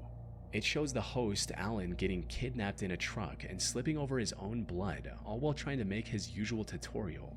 Even in captivity, Alan continued creating content with whatever he had access to, at one point even resorting to reading the news on camera just to stay connected with his audience. All of this, of course, turned out to be nothing more than a fictional storyline created by art student Alan Resnick. And while many of his longtime viewers understood this, newer viewers stumbling across his uploads out of context often couldn't make sense of what they were I bet some of them probably called the police. watching, with a concerned comment under the disc tutorial video reading, "Either this guy is a brilliant actor / art student, or something weird is happening and none of us suspect anything because we all think he's a brilliant actor / art student. I'm starting to have my doubts." All of this came to an end in December of 2014 when Alan posted his final video simply titled Tutorial, a nearly 2-minute upload in which Alan finds a way to bust through a wall and escape his captor, never to be seen again. Ever since this conclusion, fans have gone back and analyzed each video to find the hidden meaning and bits of lore. According to the most popular interpretation, the character Alan Resnick created suffers from autism and was living with his older brother and his girlfriend who didn't like him. This explains why he ends up homeless at one point as his uncaring family kicks him out. Some users have also speculated that the reason he's crying in the blue chair tutorial video is because it reminds him of the way he found his mother after her death. This theory is supported by the video's description, which reads, "If your chair is on the floor, here is how you get it back and pick up all the pieces of something Dude, these views, holy shit. broken and unfair." However, creator Alan Resnick has never confirmed or denied any of these theories, choosing to leave his years-long art project open for interpretation instead. You know what that reminds me of? Have you guys, I forget what the name of the channel was, but there was this lady who did what's called mukbangs, which is where you just eat a shit ton of food on camera. And I don't know if it was ever confirmed or not, but there was one video where she was eating just an ungodly amount of seafood, and you could hear her almost choke on some of the food, and then you heard somebody in the background say, "Just fucking eat it," like really low under their breath.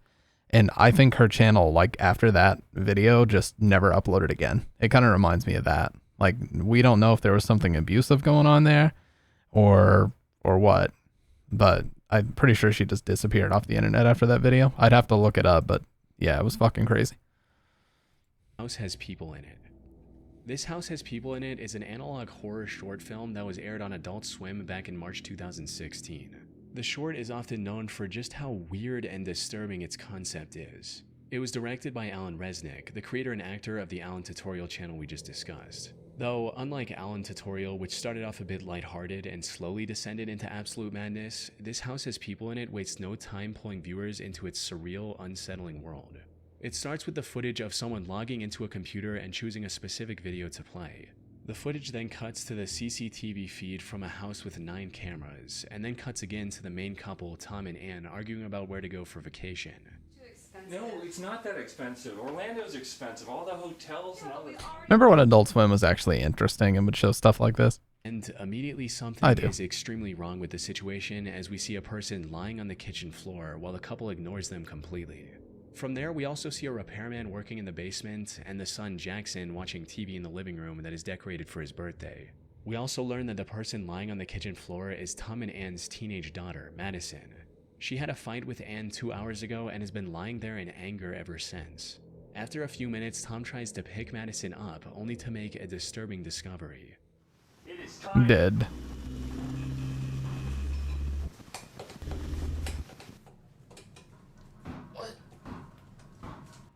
Prime links. That is disgusting. Madison appears to be completely stuck on the floor. The Hey, situation what's up, Siren? then goes from bad to horrific as Madison starts sinking through the kitchen floor. The repairman tries to help by putting a plank on Madison's face to stop her from sinking through. However, that does not work, resulting in Tom having a complete meltdown in the basement. I'm ready for it, are you? I'm ready for anything. Beautiful. You've always been so beautiful. You need to stop right now. Yeah, this is an Adult Swim short that was made by an art student called "This House Has People in It." I've never heard of this in my life. Left with no other option, they make a final-ditch effort to save their daughter by placing a mattress underneath her. We eventually see Madison fall onto the mattress, which then immediately cuts to a shot of the mattress without her, implying that she fell through the basement floor as well. The short ends with the guests who gathered for Jackson's birthday lying down in the yard just like Madison, while Tom and Ann are freaking out inside.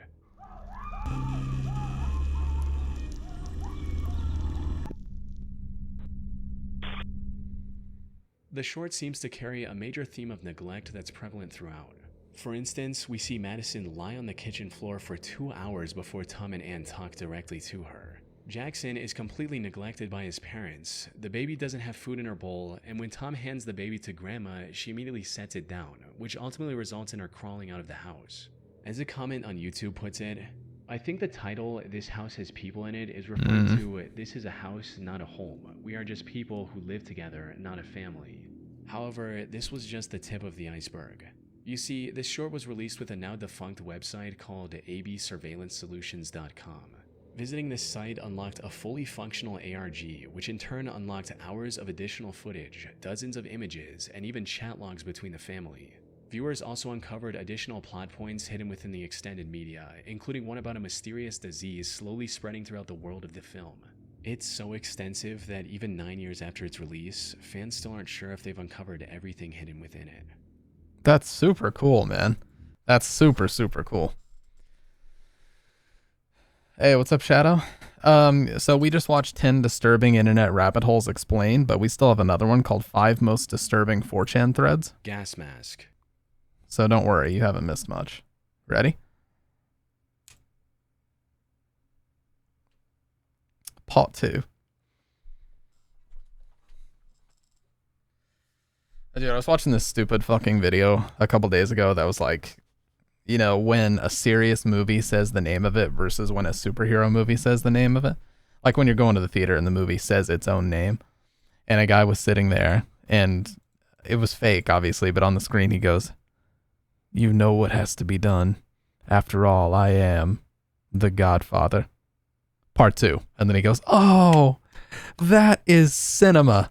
And then it changes to the superhero version. He's like, "What are you guys? Some type of Fantastic Four?" And he just goes, "Oh, God, make it stop." He's got a point, though. On the 19th of September 2017, an anonymous 4chan user posted a picture of a gas mask, 2 bottles of vinegar, and a jug of bleach. Damn, we got a full house tonight. What's up, Shadow, Doc, Kendo, Dudecore, Sick Boy, Siren? We are fucking chilling right now, dude. What is going on, you guys? Captioned, Full house for this Nightmare Fuel, and we're rolling right into a pseudo-horror game right after. about to test out this gas mask. While some brushed it off, You weren't an afterthought, dude. I just listing people. You're not an afterthought. thinking that the OP was just messing around, a few showed genuine curiosity and egged on the OP to continue his experiment. Okay, post results if you live. However, Wow. this curiosity turned into concern when the OP returned with an update 20 minutes later, stating, "What could go wrong? We'll report." Alongside this, he posted a picture of the vinegar being poured into a mysterious yellow substance, which looked shockingly similar to concentrated That's because I was chlorine scrolling up. gas.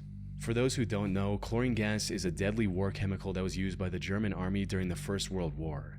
More importantly, the only chemicals needed to synthesize this dangerous gas are bleach and vinegar, the exact materials OP had with him. The OP either didn't know about the gas or seriously underestimated its danger. Unfortunately, Yeah, WW1. That is a fucking terrible idea. He might actually have died. by the time he realized the gravity of his situation, it was already too late. That's a lot, too. Holy shit, that's a lot. Because just a few minutes later, he returned with a disturbing update. Holy, it hurts. Might have to go to the hospital. This also included a picture that showed his arm developing blisters and turning an alarming shade of red. These symptoms matched perfectly with known signs of chlorine gas exposure, sparking immediate concern for the safety of OP and anyone in his vicinity. You fool, that will burn your skin. You and fucking fool. Well, here comes 4chan with the positive reinforcement. You fucking fool. soak into your surroundings. Legit question, please tell me you don't have an apartment/pets or roommates. Depending on your mixture, you just messed up big time. Let's say you made only 4 ounces of gas. That comes out to 29,962 parts per million. Concentrations of about 400 parts per million and above are generally fatal over 30 minutes, and at 1,000 parts per million and above, fatality ensues within only a few minutes. Dude, go vent yourself somewhere and literally bathe with a garden hose. You are going to melt otherwise. It acts on flesh, not just on breathing pathways. It melts flesh, which makes people drown in their own melted lungs, but your arms can get messed up too. While the other users were panicking, the OP made 2 other posts, each showing his arm in increasingly worse condition. It's starting to peel and fall off, still hurts, with his last reply simply stating, "Goodbye." After posting this update, the OP vanished from the thread, leading many to believe that he might have actually passed away due to this experiment gone wrong. Some even claimed the incident had taken the lives of several of his neighbors. However, despite extensive searching, I wasn't able to find any news reports mentioning such a gruesome incident. If something of this magnitude had actually happened, it would have definitely made headlines. More importantly, I couldn't find a single credible source confirming just the OP's death either. Fake? In other words, we don't know what happened to him after his last post. The lack of any news coverage could suggest that the OP may have survived the chlorine gas exposure, possibly after calling emergency services and being rushed to the hospital. But that's highly unlikely.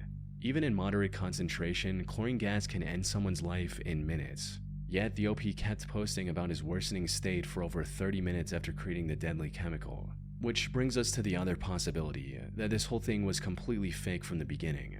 To some viewers, the peeling skin on his arm looks suspiciously like makeup, or at most some well-done special effects.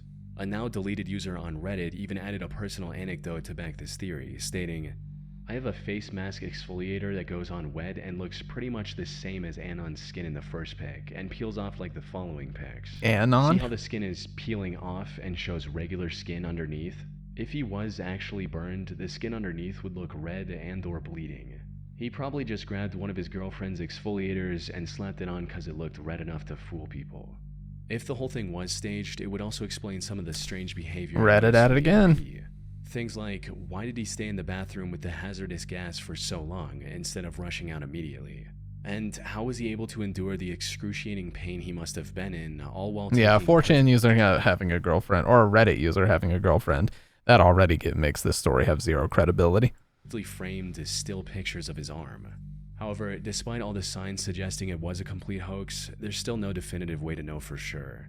Maybe one day a news article will be found that announced the OP's death, or perhaps the OP will come forward and reveal the truth. Until then, the gas mask incident remains one of the most disturbing threads in 4chan history. Bank robber. On August 20, 2015, a 4chan user posted... Yeah, we definitely had some edgy kids that would browse, like right as the iPhone was coming into prominence, like around the time of the iPhone 3GS and the iPhone 4. A bunch of kids would just go to school and browse B all the time. And one of them actually got suspended for it because he had some very, very graphic stuff up on it and got caught. So, yeah. Posted his plans to rob a bank later that day, stating, "Okay, today is the day. I'm going to walk into the bank at 3 p.m. with sunglasses, a hat, a sweater, a BB gun, and this note. I'll get out, dump the sweater and BB gun, and ride out on my bike back to the hotel. I'm serious. Wish me luck. Alongside this was a picture of a handwritten note that he planned to hand over to the bank teller, stating things like, I want $5,000, $150 bills only, and I have a gun in my jacket. However, threads like these aren't anything new on 4chan. More often than not, it's just some anonymous user who's bored, trolling, or desperate for attention.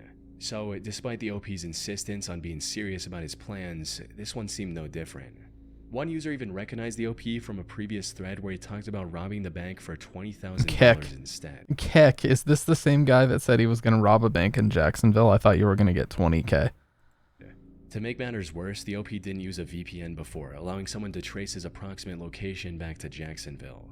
By this point, most users saw the OP as nothing more than a clueless wannabe.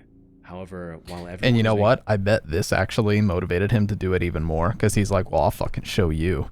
Stop trolling me, dude. I'll go do it for real. Making fun of him, the OP did what no one expected. He followed through with his plans, setting off a manhunt that would last for weeks. It started with him showing off the BB gun he brought to the robbery and getting drunk to calm his nerves. From there, he stayed active in the thread and kept everyone updated on his whereabouts. He also ditched anonymity and began posting under the AnonDump username so others could follow his updates more easily. Minutes before the planned time, he posted about someone stealing his bike, which he was going to use for the robbery, before going completely silent. This led many to believe that the plan was cancelled, but around 25 minutes later, AnonDump returned with images of the money he stole along with a detailed description of what he did and what he was doing next. However, while he saw himself as a master criminal, the police weren't far behind. His hat and glasses did little to hide his identity, allowing investigators to plaster his face across. That's all he wore? There's barely any coverage, dude.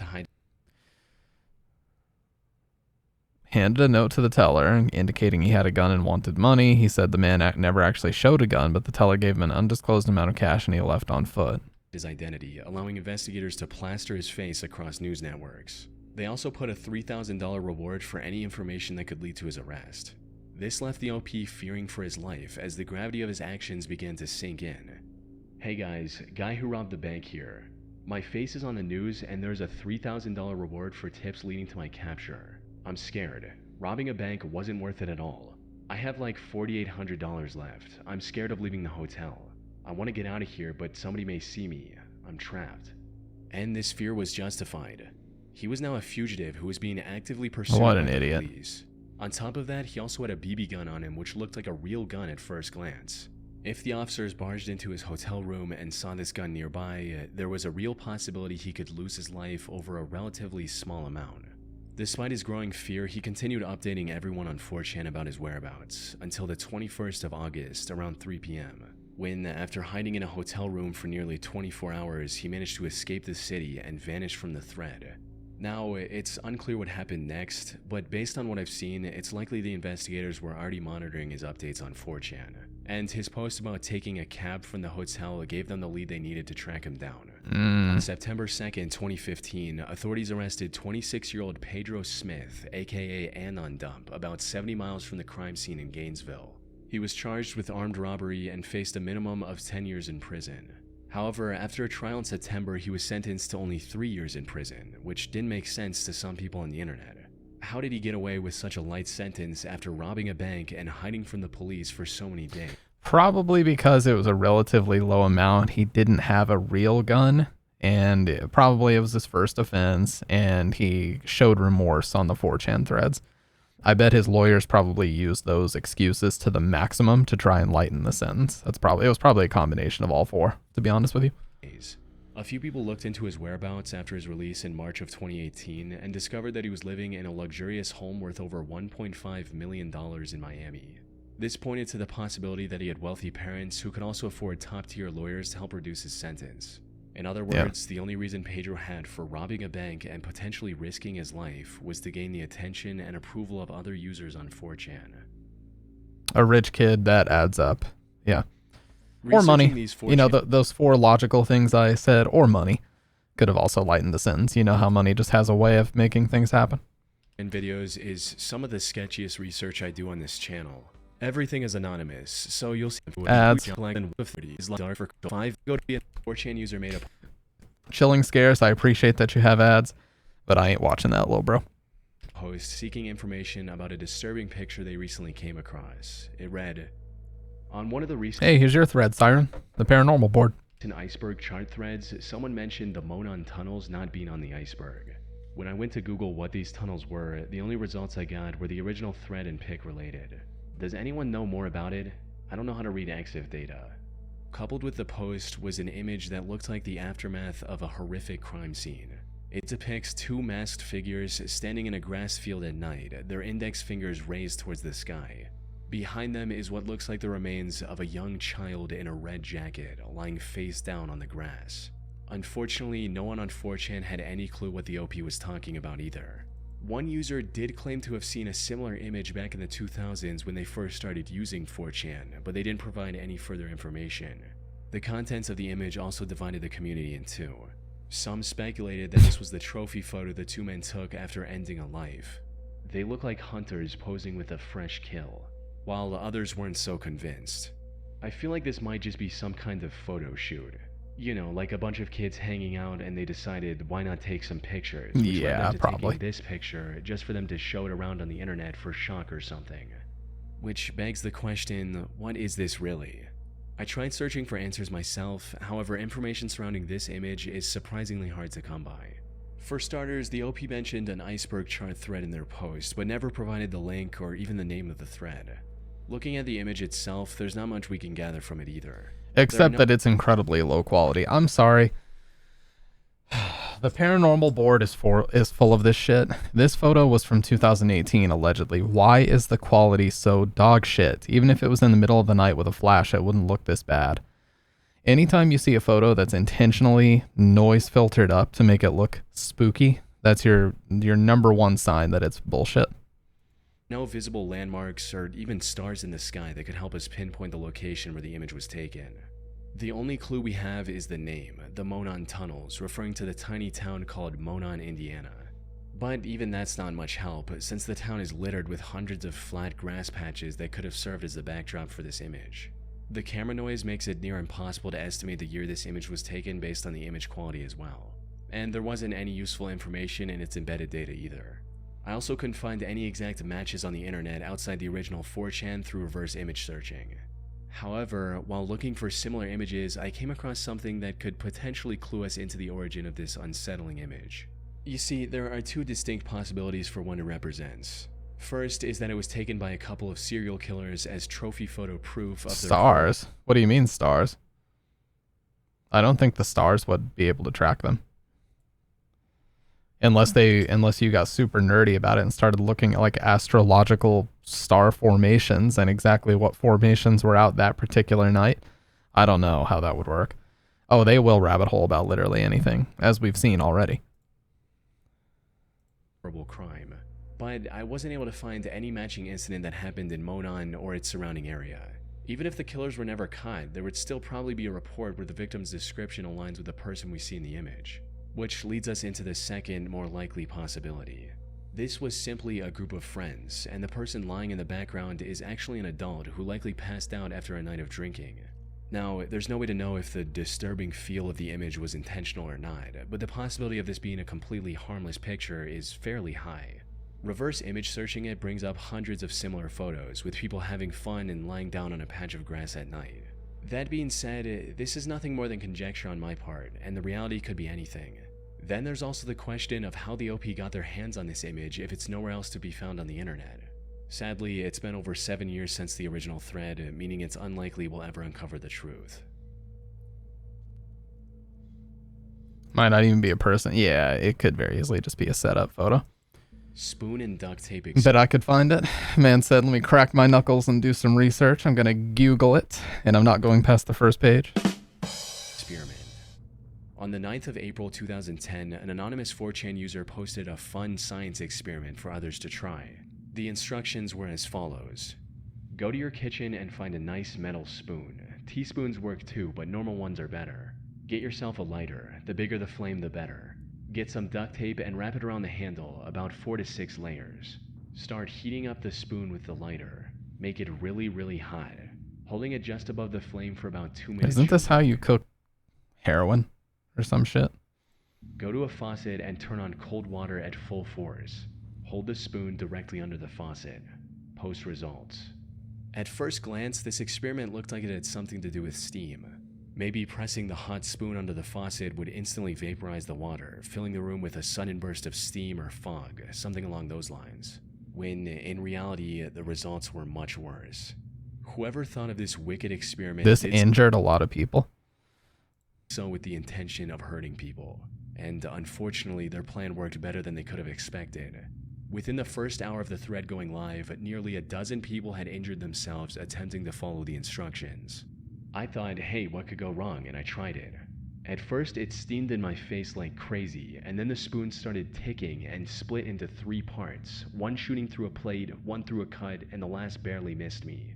I don't believe this, so I thought I would try this, expecting something cool would happen, like a lot of smoke. But instead, I got a shrapnel spoon. It nearly exploded in my hand and shards went off in all directions, causing me to take cover. This nearly cost me my life. I'm not coming here again. OP, why? I covered my face expecting steam. My hands are bleeding so much it hurts. No one do this. Extreme cooling causes metals to burst. Why would you do it in the Now, first place? 4chan is no stranger to causing widespread harm with these cool experiments, like the one I covered in my previous 4chan video. However, this one stood out for just how dangerously destructive it was. It used extremely common household items like duct tape and a spoon. And because it didn't involve any chemicals, people were far less cautious about just how dangerous it could be. According to one explanation, heating the spoon causes the inner layers of the tape to become extremely hot, almost to the point of melting, while the outer layers remain cool enough to still touch. Then, as the hot spoon comes under cold water, it quickly cools down. But since the inner tape around the handle is still scorching hot, it causes extreme temperature and pressure differences within the spoon, causing it to explode, sending shrapnel everywhere.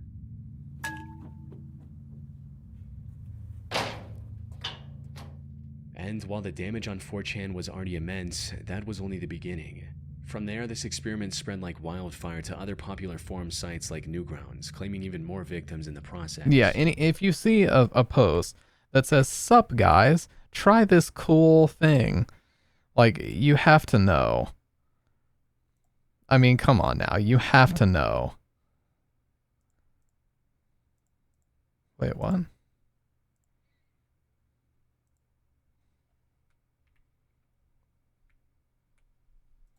Not to do that shit.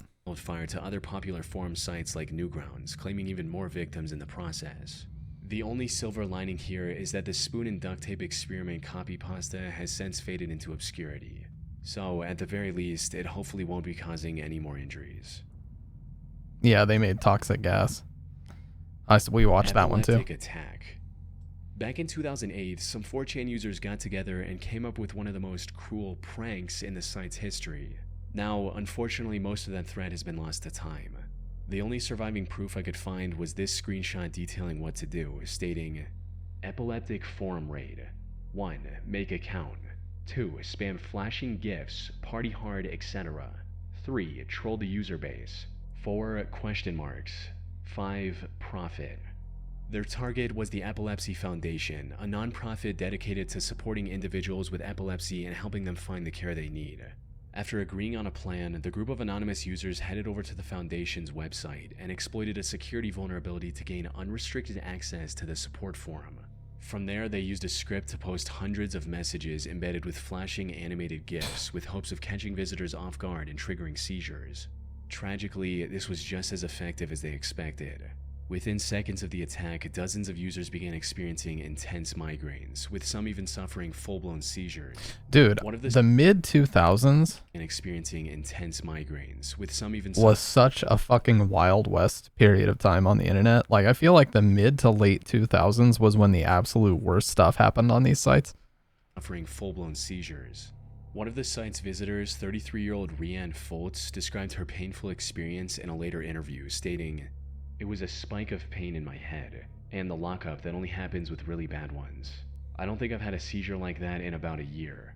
She was just one of many victims that were swept up in what can only be described as a truly evil act.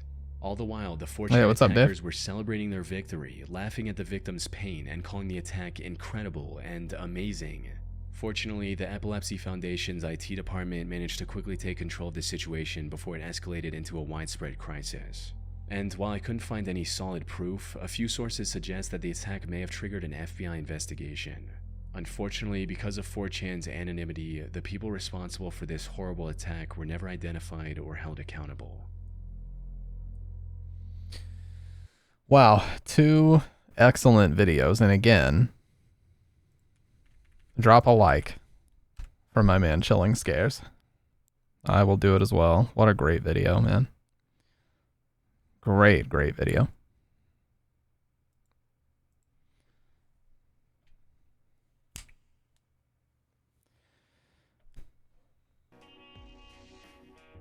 Yeah, I tell you, man, the mid to late 2000s and early 2010s, some of the absolute worst, like most pure evil fucking pranks happened on that site. And that is, both of those were perfect examples of that. I mean, that is just, oh man. I mean, the spoon thing is one thing. That's dangerous enough, but that could have actually killed people and might have potentially like put people in the ER. Because imagine somebody had a seizure while they were home alone and there was nobody to, you know, transport them, and they weren't cognizant enough or conscious enough to call 911 themselves.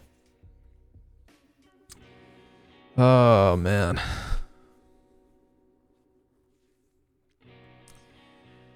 Well, we've only talked about this about 1,000 times tonight, but I wanted to show you guys. Dave, Siren, Doc, all you guys. Check out this AI-generated streamer.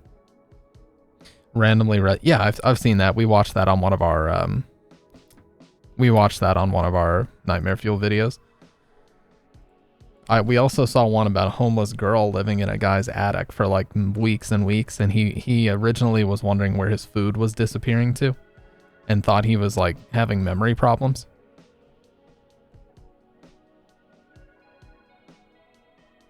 Okay, so this.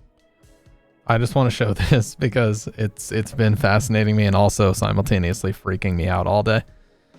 This is Google's new AI prompt called Veo 3, and somebody typed in, the text that they typed in was overly excited live streamer playing Minecraft. Look.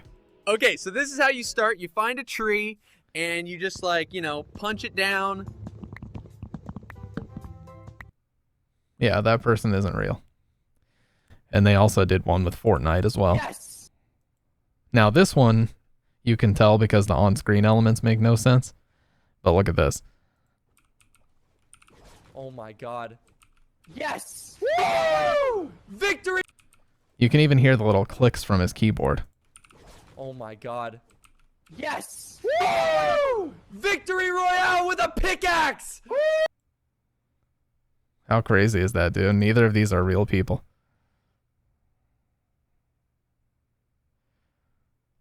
Overly excited apparently means on meth, according to that. It's over for soy creators. Dude, I was saying, what about political streamers? Your affiliation doesn't matter, but like most of the time political streamers, they just react to videos, make snarky comments, and like just talk about videos. Like you could very easily just replicate that with an AI personality, you know? That wouldn't be hard at all. AI gonna take over the world? It's getting pretty scary, man. It really is. There's a ton of Asmongold AI out there already. Oh my god, did you guys see that Asmongold is like the number 8 most popular search term in the world on Google? He was above Kendrick Lamar in the NBA. What the fuck? In the world, not just the US, in the world. That is insane. He's literally more popular than the NBA, which is popular worldwide, and Kendrick Lamar, who's a worldwide renowned artist. Holy shit, dude. I wouldn't even know what to do with that information. Like, if you're Asmongold, what do you do with that information, dude? That's gotta be mind-blowing.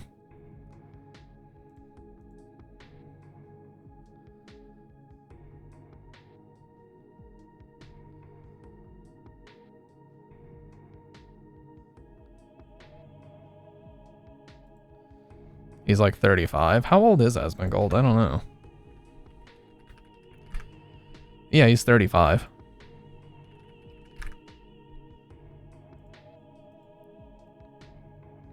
Yeah, imagine being 35 years old and being the 8th most popular search term on the fucking planet.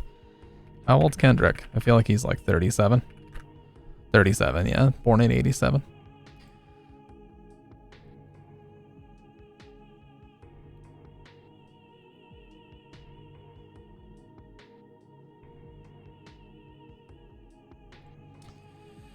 Oh, GNX. Yeah, GNX was a great album.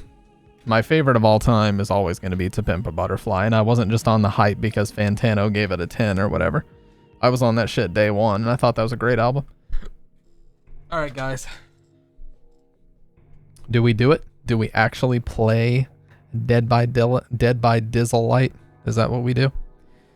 I have the game downloaded. I played a few matches with some friends. I have Rebecca Chambers. That's my character. I only play Survivor, by the way. No killer games. Nay. Well, then what do you suggest, Kendo? Guys, I'm off the next 5 days. We're going insane. We are back. Okay. Well, I'm glad to see that I was able to twist your arm by doing absolutely nothing. And now you're convinced that we should play Dead by Daylight. I'm glad we had this conversation. Well. Yes, I have Rebecca Chambers. I've got Ada Wong. I've got Wesker, which I'm not going to play. But I have Cheryl from Silent Hill as well. Oh, man. I can't believe that on my stream, I'm going into the Dead by Daylight category with 13.5 million followers and 23.2k concurrent viewers. Now, I might need to shut down the YouTube stream. If it fucks with my in-game performance too bad, I might have to.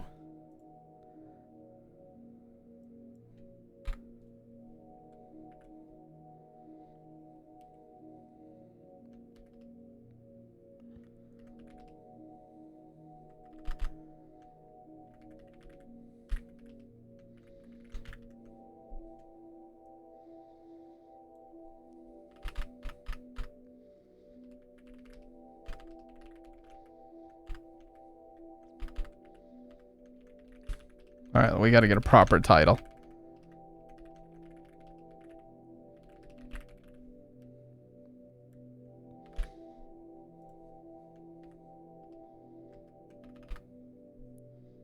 Finally learning DBD, no heated gamer moments. Alright, let's do it, guys. Let's see if it's gonna work. And I will ask some buds if they want to play.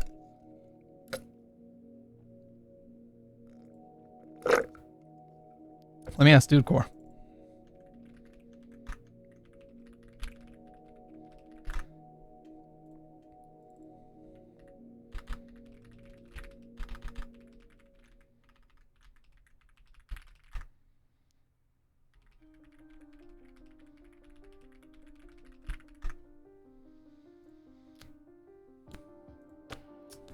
All right, Dude Core said he's gonna jump on. Let's go. Let's go, man. I'm hype. All right.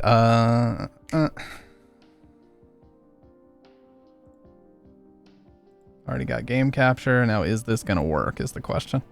I'm probably gonna need to move my camera down a bit further.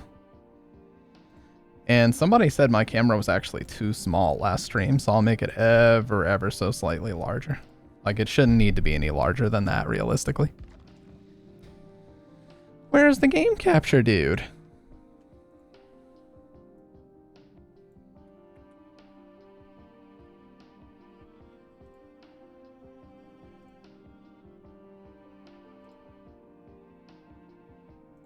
Maybe I have to have it do a specific window.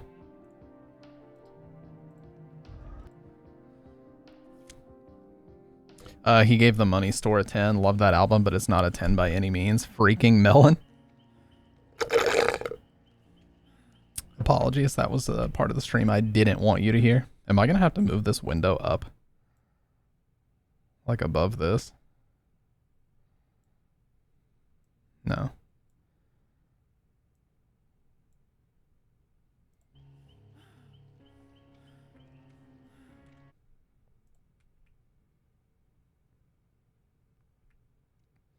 Bro, what is going on?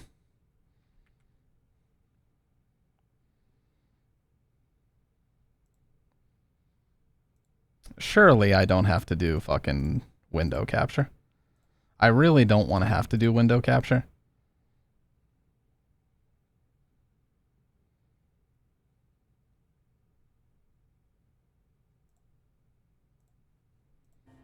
Because window capture puts this annoying green fucking border around my game. I really don't want to have to do that. Let me just make sure it's on full screen. Okay, it is. Let's see if I just leave it on the screen for a few seconds if it starts capturing it.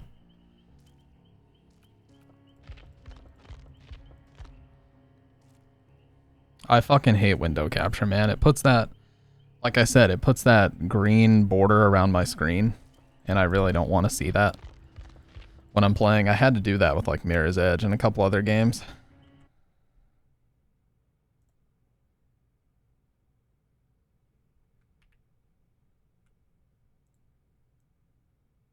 What the?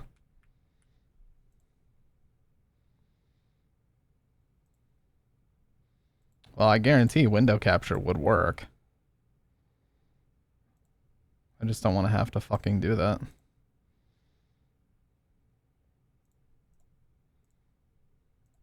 Yeah, like of course that's gonna work, but now I have this fucking green border around my screen. Oh my god, dude. Why? You know what time it is. It's time to Google.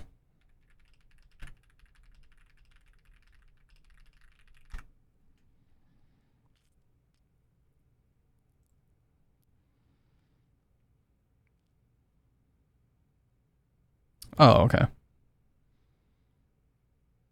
Oh, okay. It's because of the anti-cheat. Okay, I think I actually know what needs to be done here.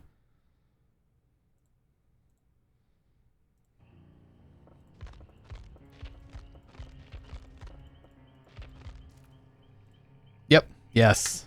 Let's go. Shoutouts to AI. AI actually answered that question for me.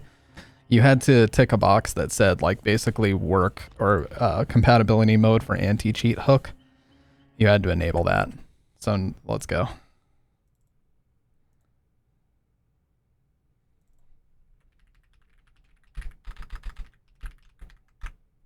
All right, cool. Dude core's in here. I will move him over. Hello? Hey, what's up, man? Oh, hi. 1 second. There we go. Alright. I did it. Alright, sweet. Let me move my man, Dude Core. I've got one other friend who's going to play with us. I just gotta... Okay. Oh, alright. Cool. Shit, how do I move him over? Why can I not? I don't know. You're a big boss. I'm trying. I can't figure it out, dude. Discord's such a fuck up. Thing. It's downloading. The eyes are fucked. What do you mean, Dude Core? No. Huh? Dude Core, can you join the channel that says game with stamp, or is that not visible to you? Yeah, oh, no. Channel. I got it. I got you. What's up, there dude? You go. What up? Hi. Yeah, this is my man Nemesis. He is a Dead by Daylight content creator on YouTube and a good IRL friend of mine for many, many years. So I need somebody to teach me how to play this godforsaken game. Oh, this demon ass game that gets easy viewership? Yeah. Yeah, dude. I got to get easy growth going. I'm tired of working this hard, man. Fuck. Bro, this so game's difficult. From half a chub to a full chub, boy. All right, so I'm going to turn my volume in-game down super low, and I'll turn you guys up. Audio settings are screwed right now. Yeah, you're super quiet for me. Yeah, because the Discord betrayed me. Okay. Oh, no. And then I will adjust yours. All right. Put you guys down at like 80. Okay, perfect. All right, so yeah, as you guys can see, I only play Survivor. I have not touched a single killer game. Some killer games were played on my account, but it was not me. It was a friend of mine. Is it better? Yeah, it sounds great now. Yeah, some bo doo doo. I know you're on my friends list, dude. Of course, so you should be able to join on me once you get I booted know up. what's the craziest thing? Today, I uninstalled that game. Oh, just today. Just today. I Well, you know swear to what? everything. I uninstalled it to play AEW wrestling. I was like, I want to play wrestling because like it's made by THQ and Jax, Yeah. the original wrestling game makers.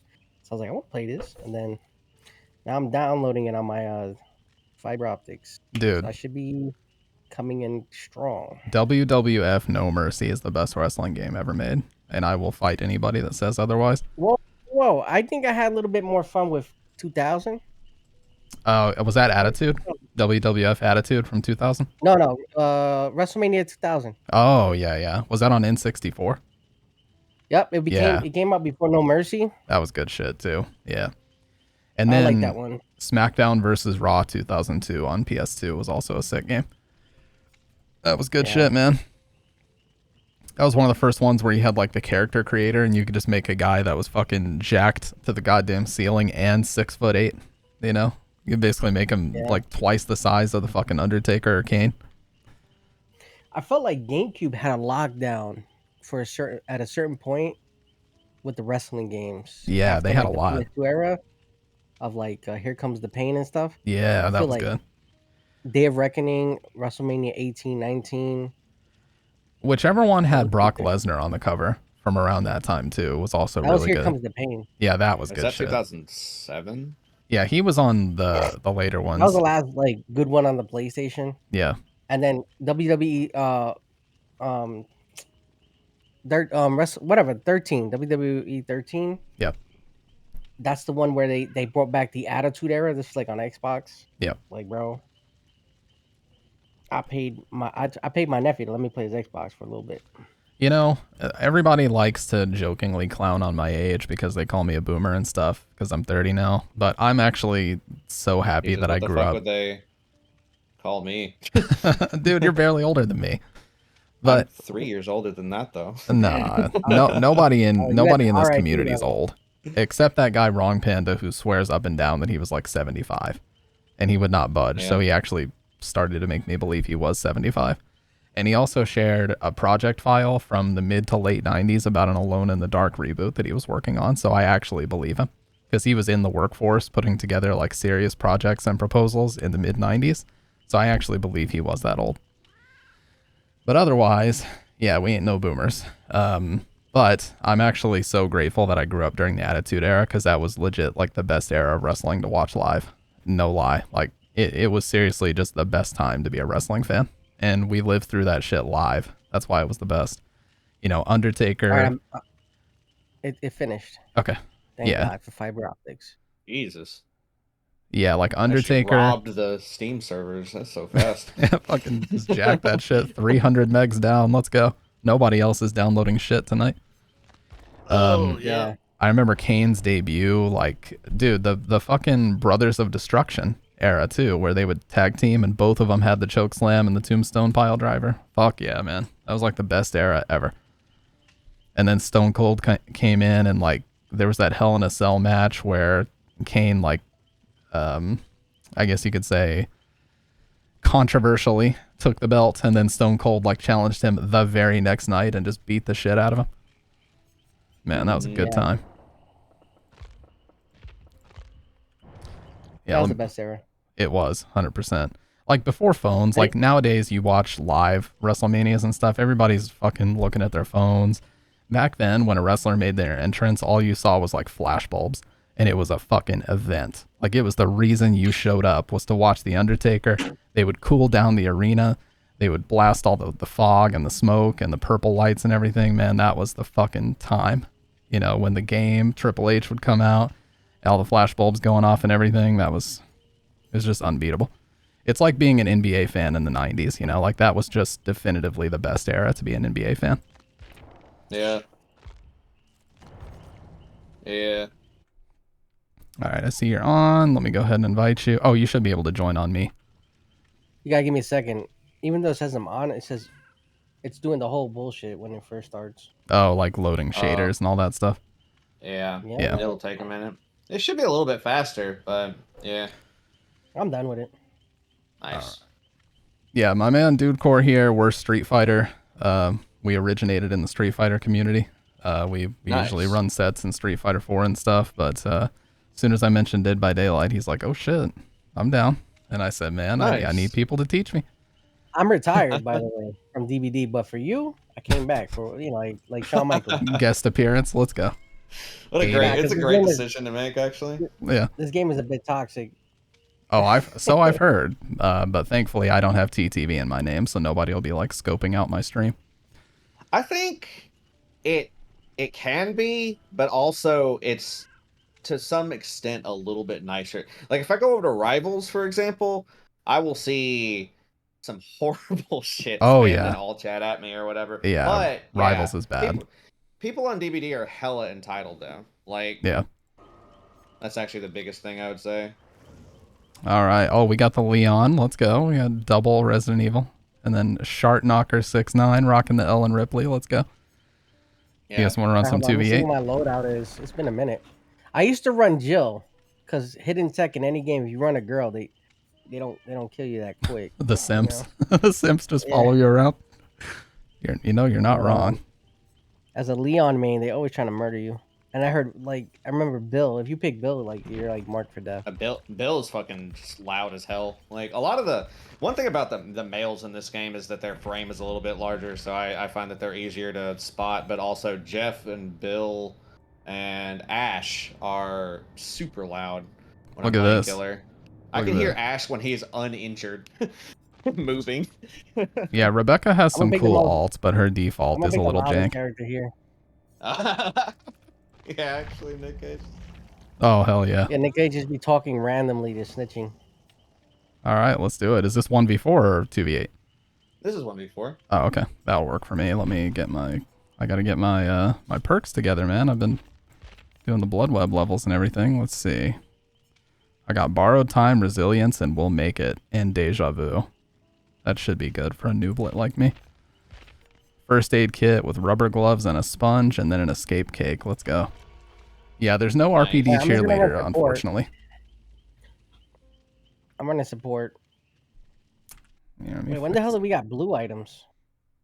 Yeah, blue Oh, items. that's the latest update. They changed the rarity colors. Green is now blue.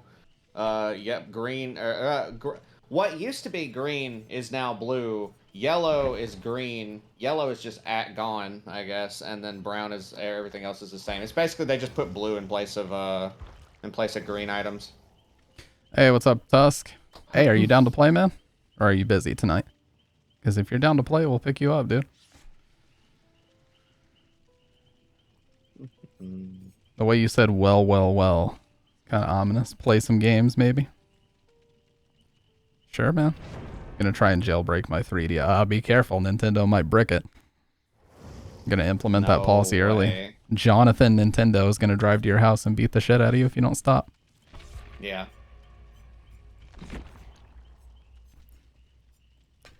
Yeah, they just John- update this game a little too much.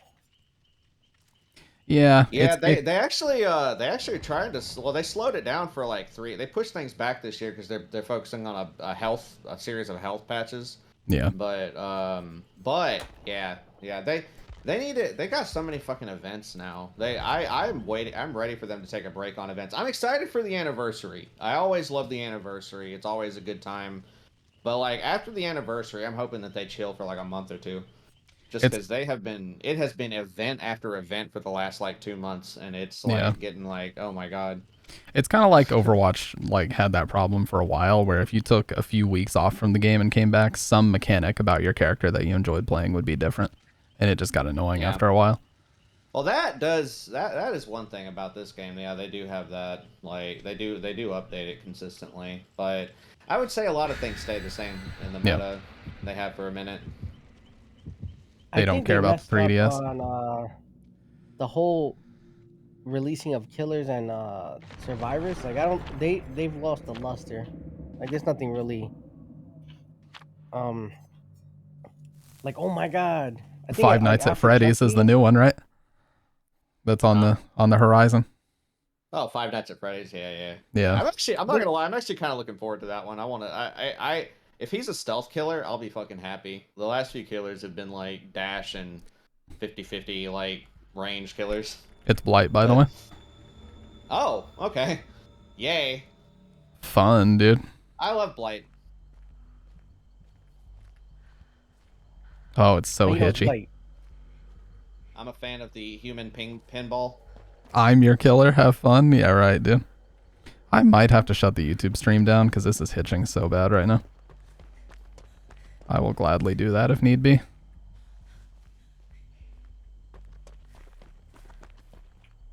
Okay.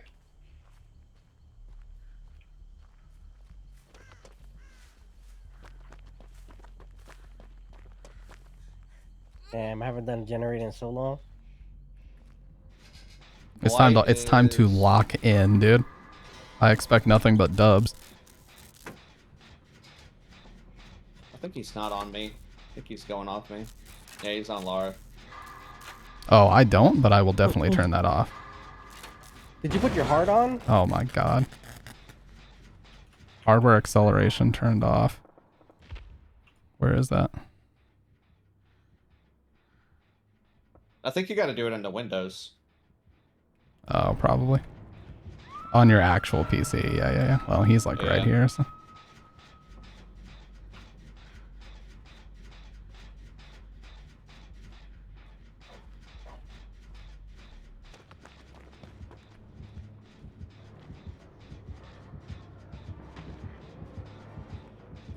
Where's he going? Oh, he's going back where we were.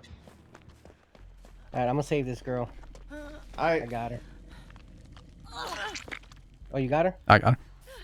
We'll double heal.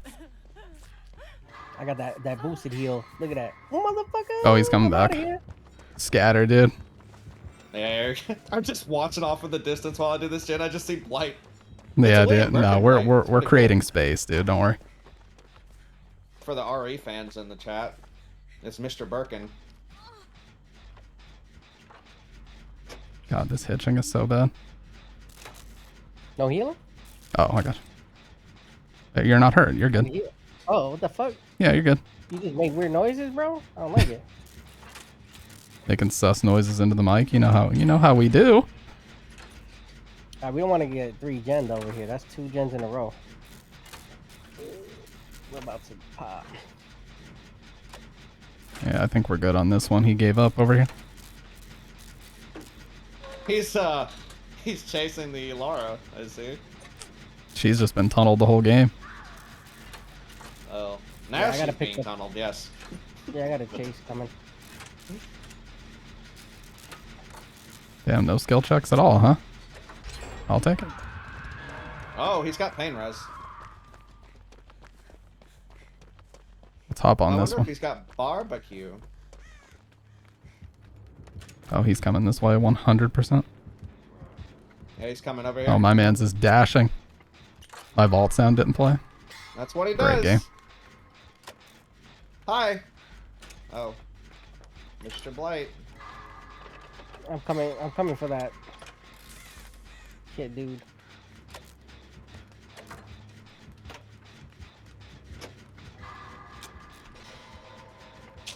I need fucking boost. Bro, he's getting looped. Oh, he's coming this way. Is he? Is he really? Bro, hey. I get 2 seconds to chase and he leaves me? Blight. I don't know where he went, but he seems to have left me alone. I'm chilling. He's on dude now. He's on dude and he's going back for Lara. Just can't play. This guy is actually wearing a t-shirt that says I heart tunneling right now. Jesus Christ. No, like dude. I'm not normally the kind of guy that throws that shit around at people just getting mad about it, but that's absolutely what he's doing. He is shoving her out of this match. It's fucked up. Yeah. I gotta stick the gen, my dude. Yeah, do it. He'll probably be back over here at me.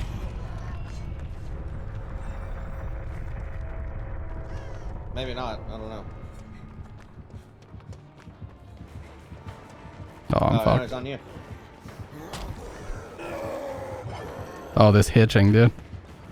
Well, I got this gen nearly done.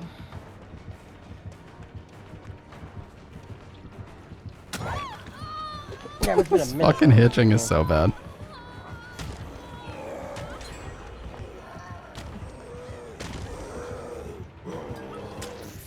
You healing? Yeah.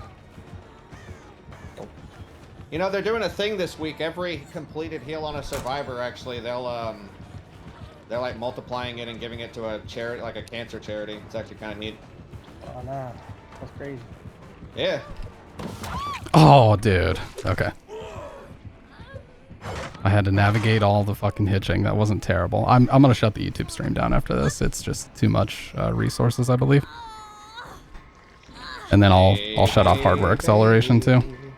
Uh-oh. We got a protection hit.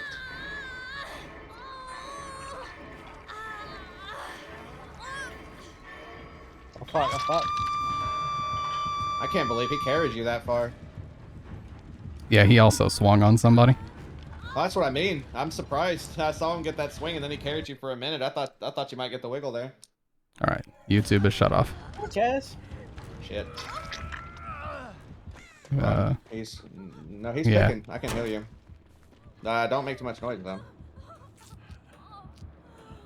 I have a perk that lets me heal you slightly faster. He is like right Each time behind have you. a hook state. He hooked right behind Yeah, you. I know.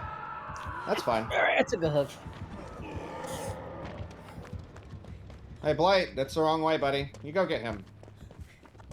Blight, where you going? Blight. I think my resolution is fucked up because like everything's too big. I think he's coming after me. Maybe. It looks like he is. Yeah, it looks like he is. I'll go get dude.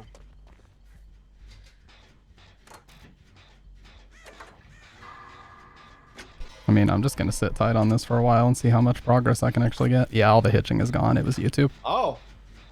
Hey, he's here. He's on me. You should go get dude. That's right. I got time to hang. Don't worry about me. That was your first hook, yeah? Yep. Blight? Blight, will you do something other than tunnel, bro? That's what he does, dude. They're just programmed to hold W. No, actually, they're not programmed to do that. He doesn't have much more time, by the way, Taylor. You should... Oh, I'm sorry. Stamp, you should get him. No, you're good, dude. My real name's been leaked many times. Don't worry about it. Okay. By me, Bro, by this the way. guy- By my own Xbox account. Telling you, this fucking guy, man. Come on. Are you gonna actually chase me? Or no? Come on. Don't let me get 3 hugs. Bro, this guy is so confusing. Yo, somebody needs to do a power play. I'm going. Yeah, I'm Somebody coming. needs to I'm get coming hit. now. He's on stamp now. I got you. Alright, don't touch me. I got endurance. Yeah, he's, yeah.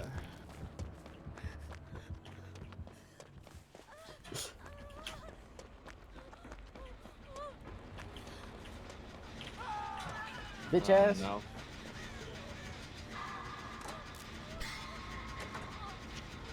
Blight. Damn, finish that gen. I got it. Yeah, okay. I'm dead though. Okay. I'm gonna get on this one over here. Or maybe he'll be over here. That was terrible play.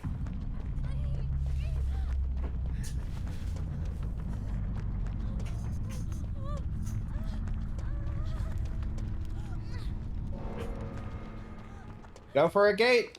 Oh, he's coming this way. No, he's not. I thought he was Oh. gonna camp it.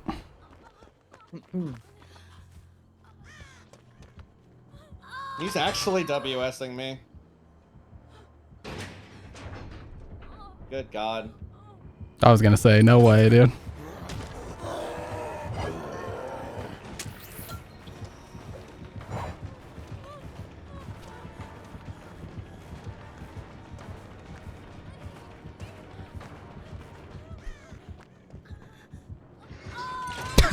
I tried it.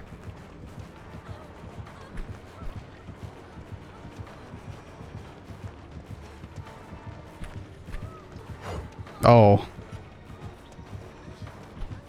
Oh, I tried it. Okay. You hate to see it.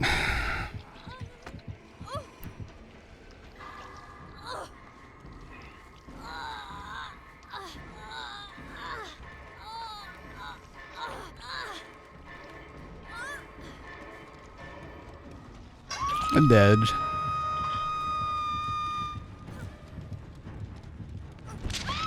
Honestly, not that bad though. Where is my team, dude? I know where they are.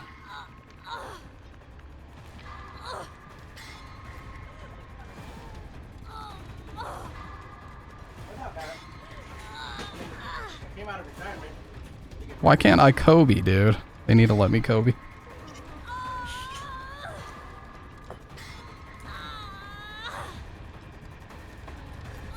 This kid is just trolling now. Yeah, you can just let go. It's over.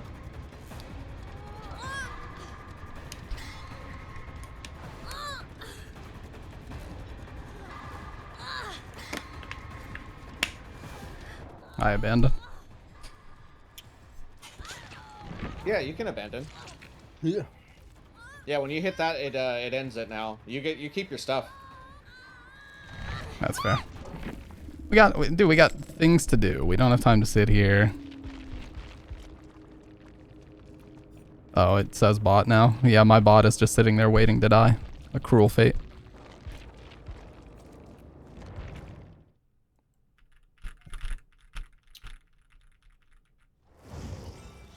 I can handle myself. Oh my god, this guy. Alright, man.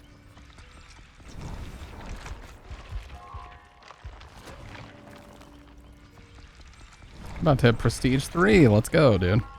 Honestly, not the kind of game I'd play for hours. No, it is a lot of fun, but for me, it's not super fun solo queuing. That part I don't find fun. See, I actually love solo queue. Just I mean, I guess if you just put on some music. Are you down, by the way, Tuss? It's just, I like that it's like kind of a mixed bag, I guess. It's for me, it works out. But I get why a lot of other people don't like it.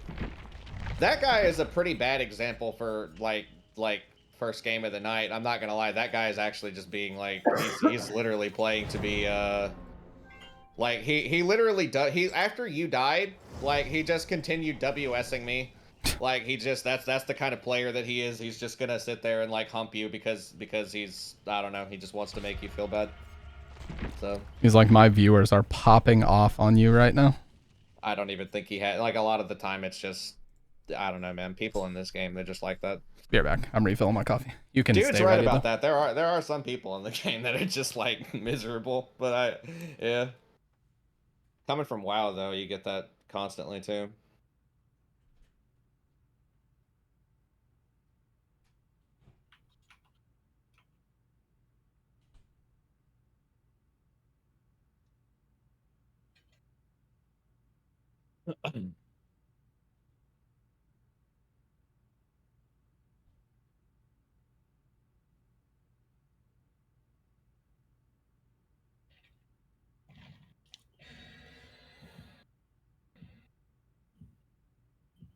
Oh.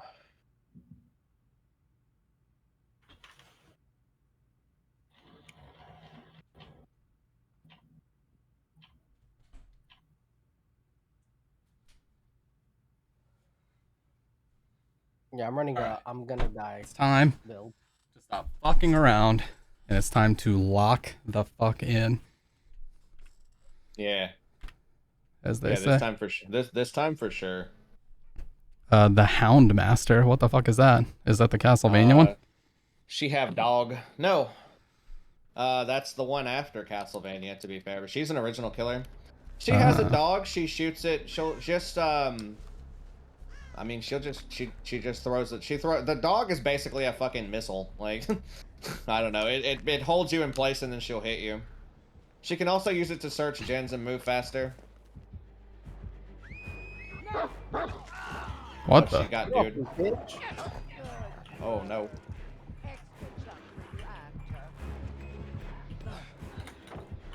Bro, I am out. She's still on, dude. Fuck. I got no balanced landing. It didn't work out for me. That vault also didn't play. What the hell? Yo, this is racism, bro. No. 2 seconds in, racist. Racist killer. Yeah, I got hit with racism. Put it on Twitter. Let me see if she'll come for me. Away from that hook. That hook is a bad place for me to be at the moment. Hey, Houndmaster, come here. Come for me. You have another fresh, juicy Nicolas Cage. Is that Jill? Oh, is it Sheva? I can't tell. Oh, I'm dumb. Nick the bet. Yeah, it's Jill. I get to get chased. That blight never chased me at all.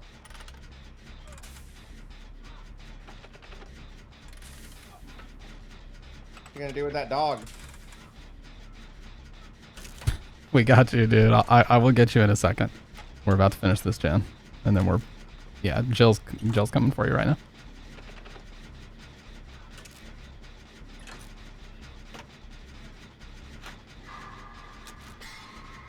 That should not have been a great. That was definitely not. That's crazy.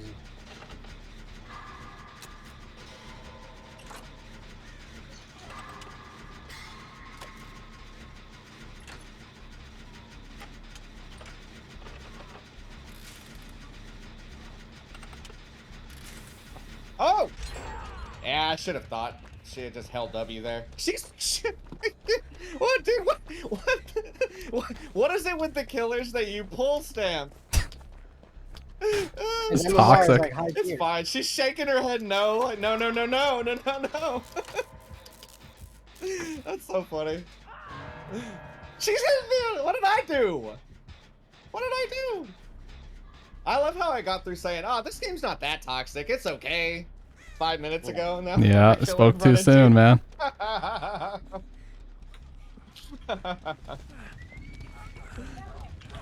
Yo, this fucking dog! It's like being in the Bronx. I'm out of here. I hate the skill checks when they're like one right after the other really quick. Oh, my bad. Oh. No, she's gonna bite me with her dog. What a bitch, dude. Literally. Female dog.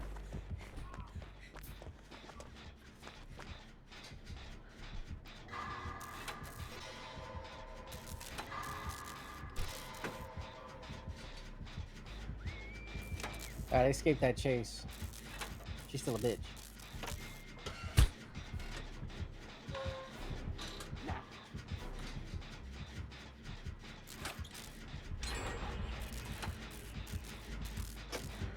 I'm not gonna lie, she's kind of bouncing on it right now. A little bit too close.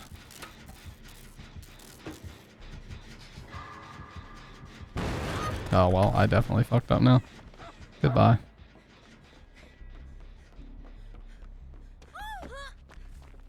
God, do they have to scream when you run off of a ledge? Like, could they possibly make any more noise? Fucking characters. I need a totem, bro. You know, I've never done anything with totems in this game whatsoever. I don't even think I've located one. If I get a totem, I can heal in a locker. The locker. Tit knocker. Da, da, da. Hold on, I actually can't hear y'all, by the way. For some reason, my mic, or my headphones are being weird.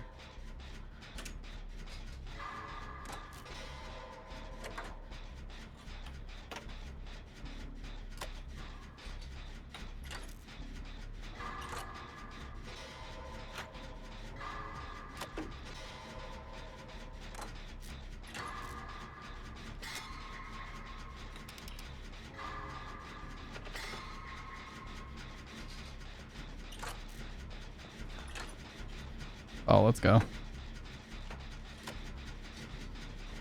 So, we might get 3 gens where this side of the map is not viable anymore. Well, one I did was on the other side, or at least in front of the center. This is Oh, we're good.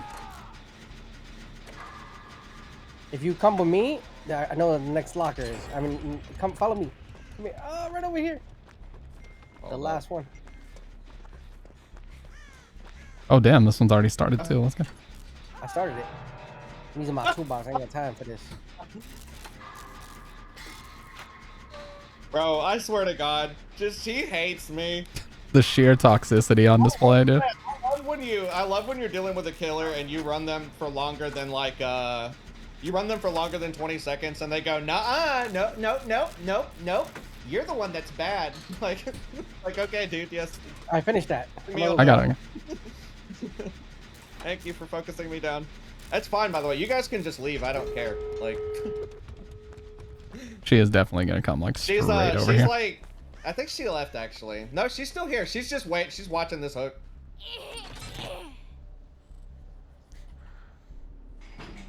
You don't have to risk it all to save me or nothing. I'm just holding on so she'll stay here and y'all can leave. 3 outs, pretty good. Nick the best was like untouched. Yeah, me and him didn't get on one hook this match. This killer kind of shat the bed. I'm not gonna lie. Oh, she just focused me.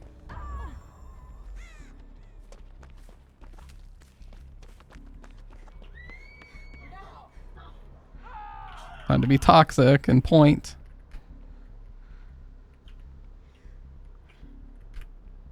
Amber Heard the killer. Oh my god, Dr. Red. What the hell, dude?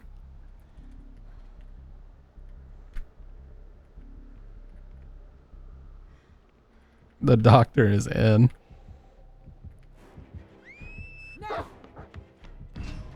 Nah, I ain't even trying to mess with all that.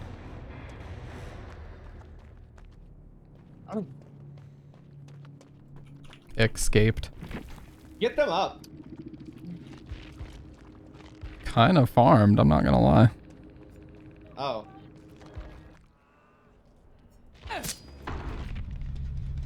Oh no. But we still took that fat dub.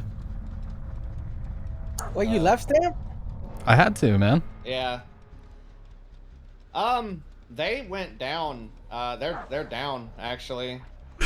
Got to your whole team dead. Kind of farmed though, I'm not gonna lie. I did my part. Let's go.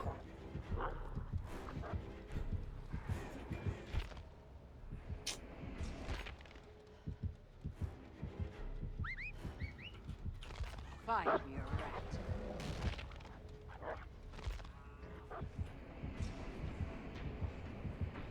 rat. See, I'm starting to understand why a lot of streamers just take their face cam off entirely because there's so many UI elements that you're in the way of in this game. Like, I'm going to put my thing here so that I'm not in the way of anybody's icons or anything. It's like the only blank space there is.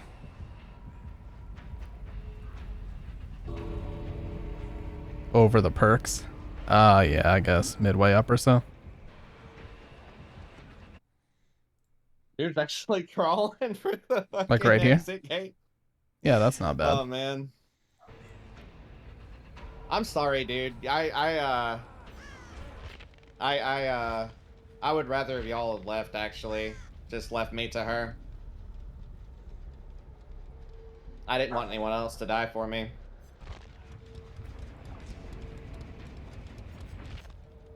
Especially not to somebody playing like this. When that timer runs out, does the hatch open or no? No, they're dead. Oh. They're probably gonna die. Like they unless dude manages to crawl out of the match, which he can make it to the. I do believe Dude Core here can make it to the gate. Because this killer is just she has no idea where they're at right now. Oh, it's gonna be so close, dude.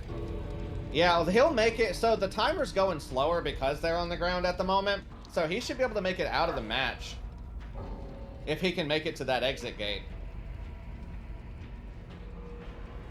This would be such a misplay from this killer if she lets you out.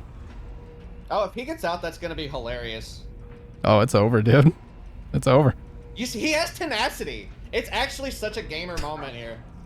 Bro! You know she's holding W. Yes. Easy. Oh my god. Easy. Fucking easy. Jesus. Oh man. Pogging so hard right now. Oh, this bot, this poor bot. MVP move. Left for dead my ass, boys. I'm staying in the chat to talk shit. Yeah, Mori the bot because you think you're cool. You're a boy, a sore, everything that irritates me. Let's see Damn. what she's gonna say. Let's see what they're gonna say. I'm waiting. GG, smile.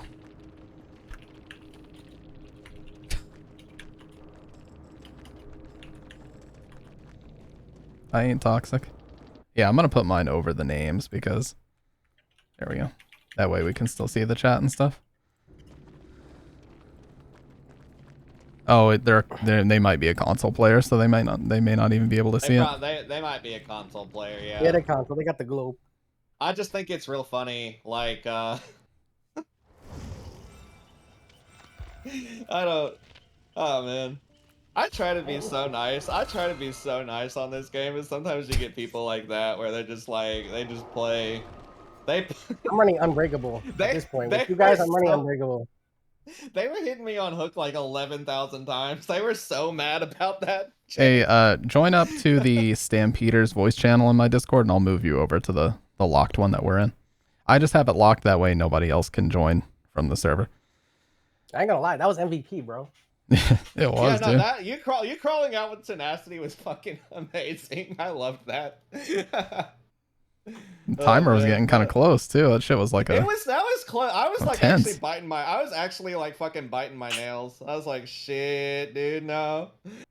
I gotta show my friend that I crawled out the map. That was from ear to ear, bro. From door to door. I'm really glad you made it though. I didn't want nobody to die for me there. I'd have rather her just killed me after that game. I don't talk to noobs. She wasted the whole game chasing me.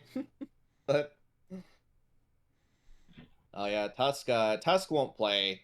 Tusk is he hates me. All right, I just turned on the regular Twitch chat again because no, I can't. I'll have to leave it on multi-chat for now. That's fine. But yeah, since there's no... Okay, he's in there. Let's move him.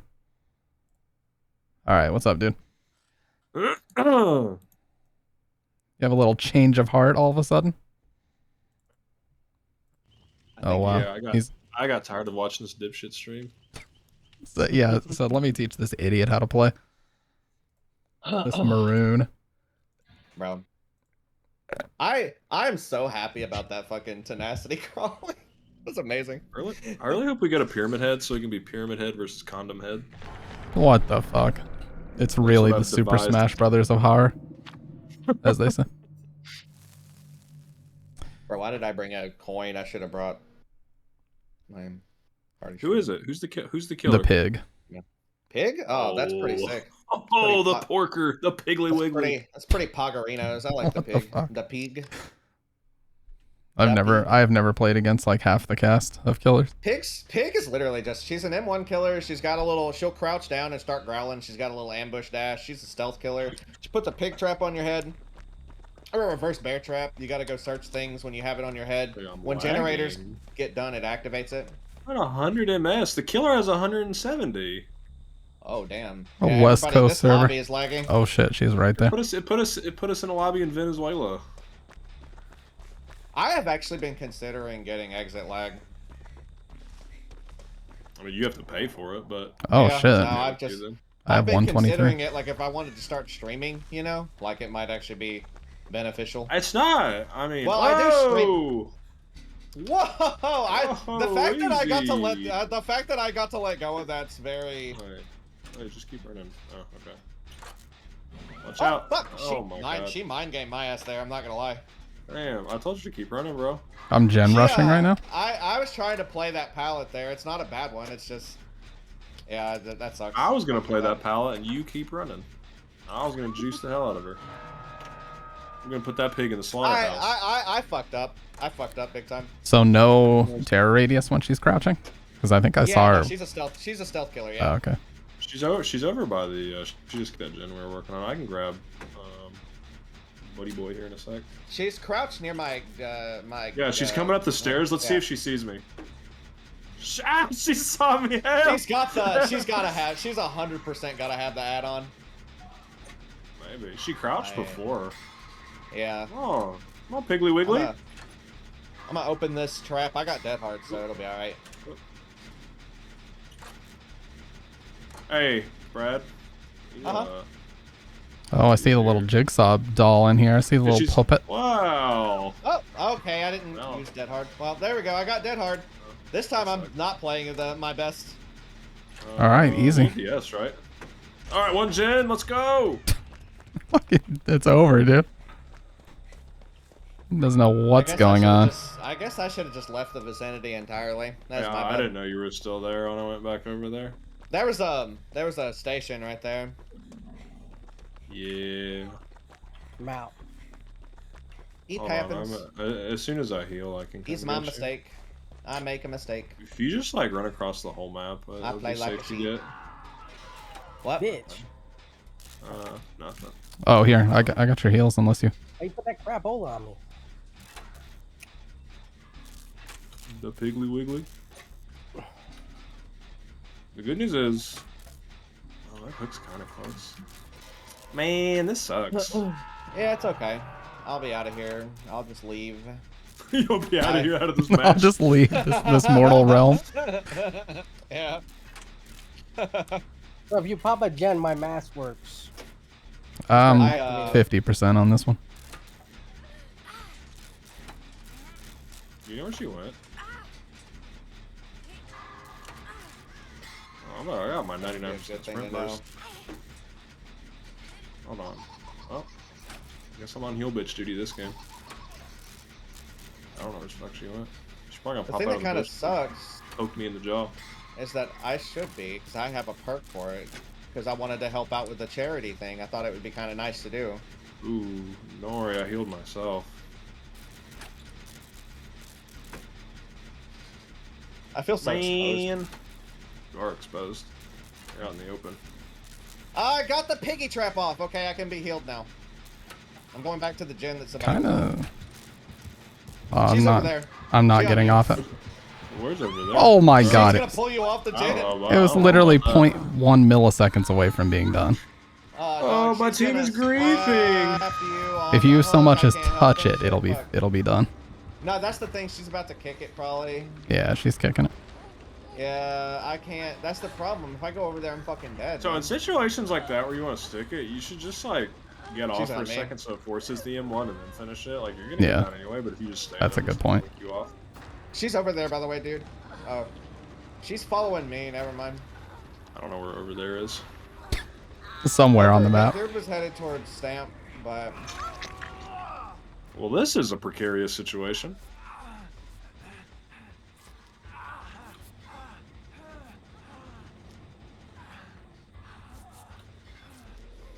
You, I'm about to pop this gen. You might want to get to searching, buddy.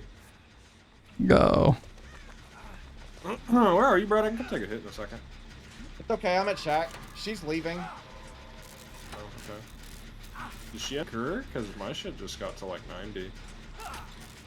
Maybe not. Yeah, she did. Whoa! Yeah, I don't know where she went. I just. Whoa! I was trying to get away from her there. You need heals. You can't get healed with that thing on your head, right?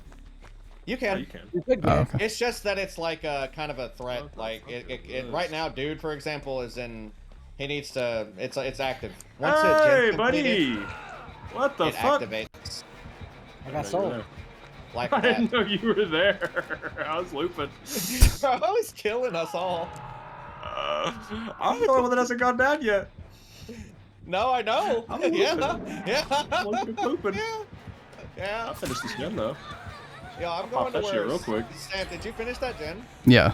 Okay. On the other Sam, side of the map. Where is some? Oh, I was gonna say. Oh, where she's is close. She's close to somebody? the. She's close to the hook. Wait, where are you? I'm running her over up where the stairs Sam right now, dude. completed that one gen. Okay, Headed. I'm coming. I'm coming. The corner. The corner. The corner. Yeah, right here. Yeah, I see. yeah, it. yeah. All right. Yeah, I was just trying to actually survive. There's a There she Piggly is. Wiggly right. Yeah, I know. I see her. Yeah. Hold on. Hold Yeah, on. I'm just Twinkle playing Toes it. is here. Twinkle Toes will make a play. Yeah. I'm dying. Okay. Oh wow. No, She whiffed that. Just barely. I'm coming. I'm coming. I'll trade if I have to. Right. Just Fucking going around the world right now. About to die. I'm here, brother. I'm here. Yeah, I'm gonna get hit here, but it's fine. Yeah, it's And fine. she ain't playing it nice, is she? It's worth it. Yeah, I mean, if she was sitting there, I pretty much had to do the trade. Ow.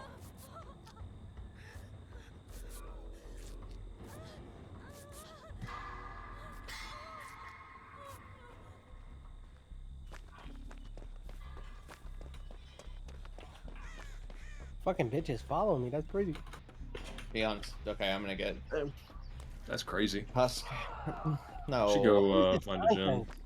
I can heal Why? myself. I don't. You don't need to heal me. Okay. All right. I was gonna say I got do no harm. No, I have plot twist. So. Oh, okay. She's probably gonna run straight over here, but it's all right. Probably. Yeah, she probably will. Kind of speed running this gen though. Oh yeah. I mean, she's gonna go over there and probably knock you guys off. And then we'll have like no gym progress. It's. Yeah, I will be leaving. Yeah, she's right here. Yeah, I'll let her. I'll let. Oh look at her, she creeping. Holy shit. Oh, we both fucking just. All right. Ran to me? Yeah, you sure did. No, Or she doesn't see. She doesn't see. She doesn't see. Yeah, she doesn't see you. I'm heading to. I'm just trying to find another gen to get on. Not this piece cut. Did we do the one on top already? No, I don't think so. That's actually probably a really good one. Yeah, I mean that one's like a guaranteed spawn. I'm going there now. If you want to find a different one. I'm on the one. I'm on one in the middle of the cornfield right now. Yeah. Okay. This Oh my fucking God, ping, man. Sucks, bro. What a piece of shit. This killer's actually playing from Venezuela. Oh my god. God, can she get out of this fucking here- corner? So toxic, dude.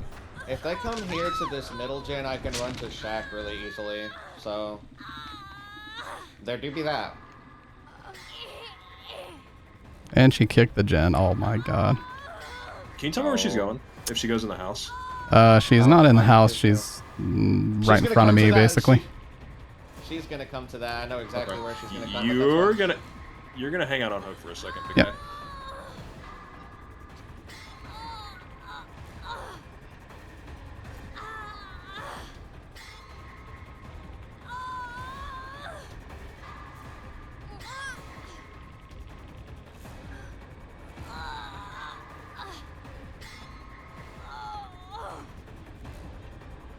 Well, amazingly, she did not come. Okay, can you get... Yeah, I know. Can you get the save? Yeah, I'm going. Okay, she, I'm gonna be real with you, player. I actually don't know where she went. She's somewhere. She's dropping off mid now. And she's right in front of me now. Okay. I just have to force the trade.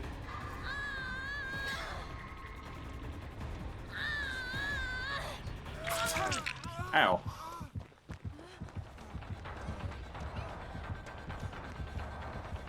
Come to me, Taylor. Or Sam. Sorry. You're good, dude. This is You're a good. bad habit. This is a terrible habit. There we go.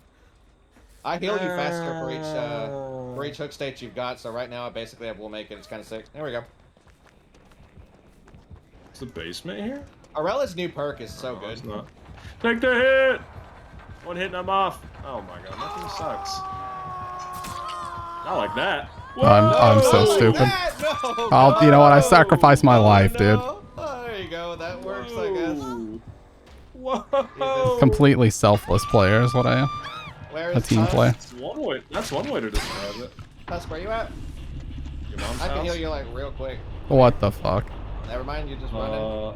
What? I don't know where you are. Right here. I was just saying, I can heal you real fast. We choked. We Bro, kind of choked on it that game. I'm not Bro, gonna lie. You gotta actually say where you're at. All these here's and there's. I don't know what that means. Here, there, anywhere.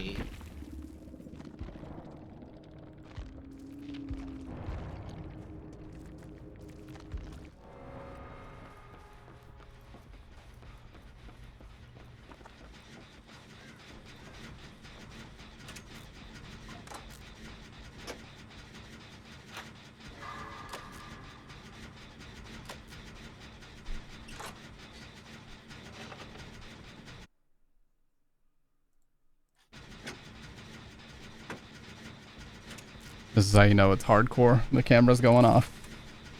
Game only, dude. It's all about learning. Where is this winch? What are the conditions for Hatch to even show up? Is it if there's only one person Last left? survivor. Yeah, last okay. survivor standing. In 2v8, That's literally it's it. the last two. Okay. I'm just gonna chill here for a second.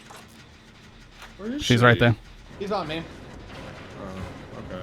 If you just run away, I'll go Yeah. to the gym. Let's slow it up. Whee! Oh! Is it a blast mine or wire tap? Oh, you absolutely juked her ass. Oh, she doesn't know which direction is up right now. That was so delayed. Oh my god. That's such crazy fucking bad ping. Oh my god. Yeah, you were like a mile away. You got adrenaline, right? Oh, No. Bro, the ping. That Why was some me? Wacko dacko ping. Holy shit. Oh my god. She is so laggy. She's got no way out. Oh my god. Oh boy. Jesus Christ, that ping. That was the I'm not gonna lie, I'm also not one to complain about that, but yeah, no, 164, yeah, that tracks. Holy shit. My god. I'm gonna chill here for a second. That's what I get for not just insta dropping a pallet versus somebody that's like basically almost 200 ping. Jesus Christ. Oh my god. Oh my god. Winnable game, dude. It's winnable.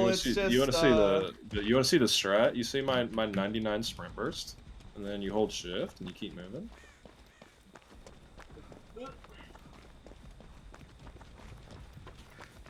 Back. Oh, she's here. She's on me. Which okay. Okay, wait, no. She thought she was on me. She somehow didn't see me. Oh, I see where you're at. Okay. Dumb stinky hoe. And that's the fucking Yo. bottom line, dude. Sorry for the toss ban, bro. Hello. I just had to stun on him. Alright. She'll be back in. Yeah, there she is.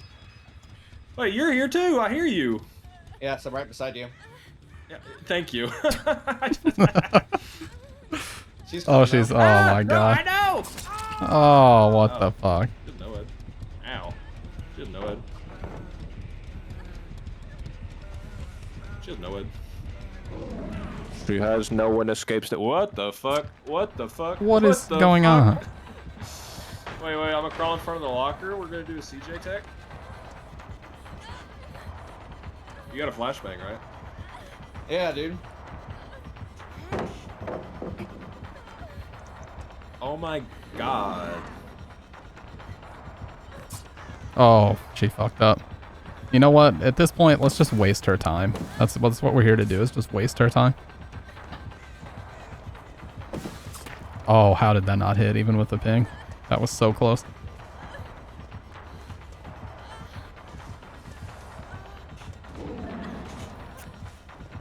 Ah, Yeah, there's nothing there. That's too short.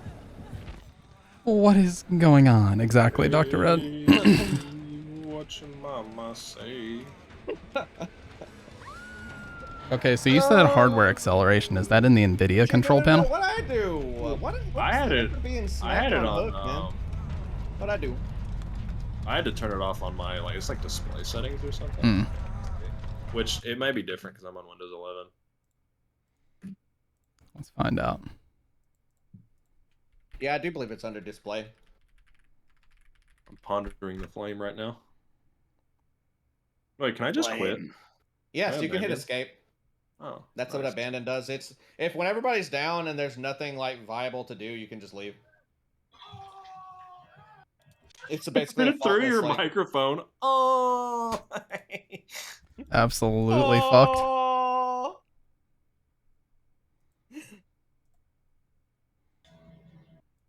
No. All right, well, I'll sort that out later. It's fine for now. By God, that Lightborn. 58K. Oh my so god. No lockers, CJ's for yes, she did. She had Amanda's letter. I knew it. Yeah, I was gonna say she had that. Oh, Lightborn for the no flashlights.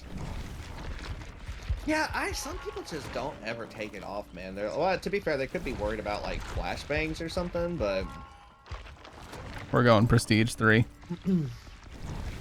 oh hell yeah, dude! I spent 5 million blood points on Michaela. I got 20 bloody party streamers for y'all.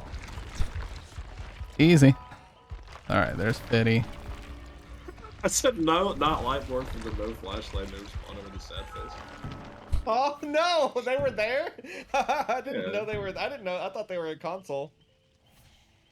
Oh, it costs 20,000 to prestige. I can't do it yet. Aw, poor, Not this time. poor little homie. He was just chilling. I said no, no, no. Oh man. He was having a fun time, and you just fucked him. I mean, Did look, they I'm change sorry. Rift too? I don't care. Oh yeah, no, the rift and the tome. The tomes are now the quest. You see it there. And the rift is in the tome is in the quest menu. The quest menu is the little candle thing above the Shrine of Secrets. That's like just been added this update. It's brand new. So do they have it that you don't have to select your quest anymore? It Yeah. just automatically fulfills it? Yeah, you don't have to select any of it. Yeah, 'Cause it's that shit just that was retarded. That you have to select it even if you did it. yeah, they made the Rift Pass slightly grindier. As a result, I think they're gonna need to up the rewards for when you complete matches or whatever, when you get experience, and that's the only thing. Otherwise, yeah, I really do like the system. It's actually pretty nice because like you'll finish a match and see like 100 things finish. It's pretty cool. You can go ahead and ready up. Dukor. Did I not? No, it's Dukor. Yeah, you're good. But yeah, it changed the daily. You got the dailies, you got the milestones, you got the Rift Pass. They got those update every week, and then you got right now they got the 2v8 ones, which I think they were bugged the other day, but which is another still a thing.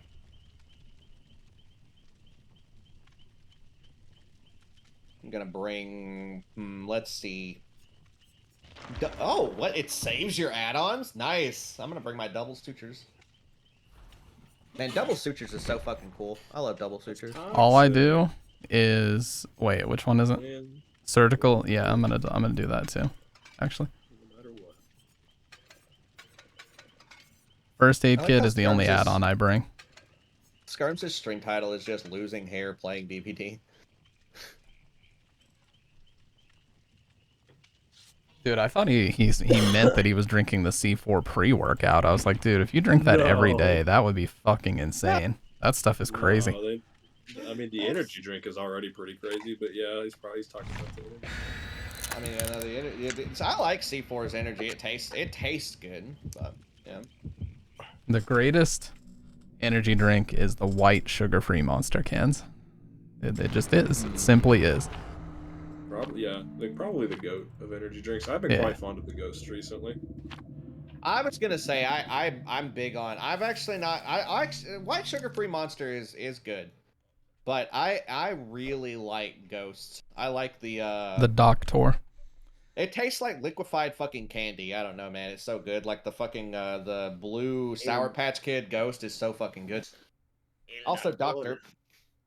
I love the Doctor. Isn't it the same company that makes Warheads that makes a Ghost? Or no? I don't know. I thought it was they have a sour Warheads flavor, but it's licensed. Yeah. Yeah, I was gonna say they have like a bunch of candy flavors that are actually like they're really good. It's like that's what I mean. It's like it literally tastes like liquefied candy, and it's so good. I love sour. So, oh my god, what happened? What is my game doing? What is my ping? My ping's high again. It's over 100. Yeah, my ping is 200 right now. What the fuck is going on? What is this bullshit, dude? Oh, he's so laggy. What the fuck? Please! What the fuck? What the fuck, please, man? Oh, I'm fucked. Yeah, I'm here. No, you're not. No, you're not. Chill. He doesn't know. He's chasing bread. Bro, he's got me now. Dude, I hope what the fuck? You know, that's one of the reasons I want to pay for exit lag. Exit lag will let you see. Dude, Court, where do you live? I live in New York City. Oh, okay. I don't know then. I was about to say, I thought he was maybe like East Coast or something and it put us on an East Coast server. I don't fucking know then. That's fucking weird. Yeah, I have no idea. So that's the thing. This game has been having crazy issues with that recently, I will say. Like, straight up, What like, the fuck? some people that run exit lag have been saying that, like, they've been getting put in fucking literally EU servers while they're in North America, stuff like that. What does exit lag even do? Is it just... Exit lag changes, like, your latency and stuff in a lot of games, but it also allows you to change what servers you're connecting to games from, too. So, like, you can, like if you're running exit lag, you can actually change if behavior servers keep putting you in like a shitty one, you can pay for exit lag and yeah. Sorry, I'm being chased by the doctor again. No, you're good. Oh yeah. You like that? Oh my. No, I don't. Dude, help! Oh my god. No, that's inefficient. True. I'll sit here in my cuck chair in the corner and finish this gen then.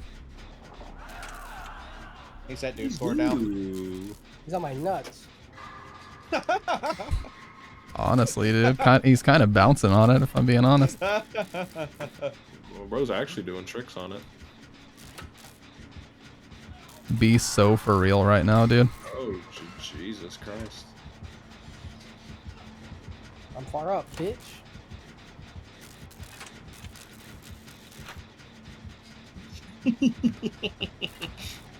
I'm out this piece. Oh god, he's fucking right here. Got you, pussy. Hey. Boom! Back up here.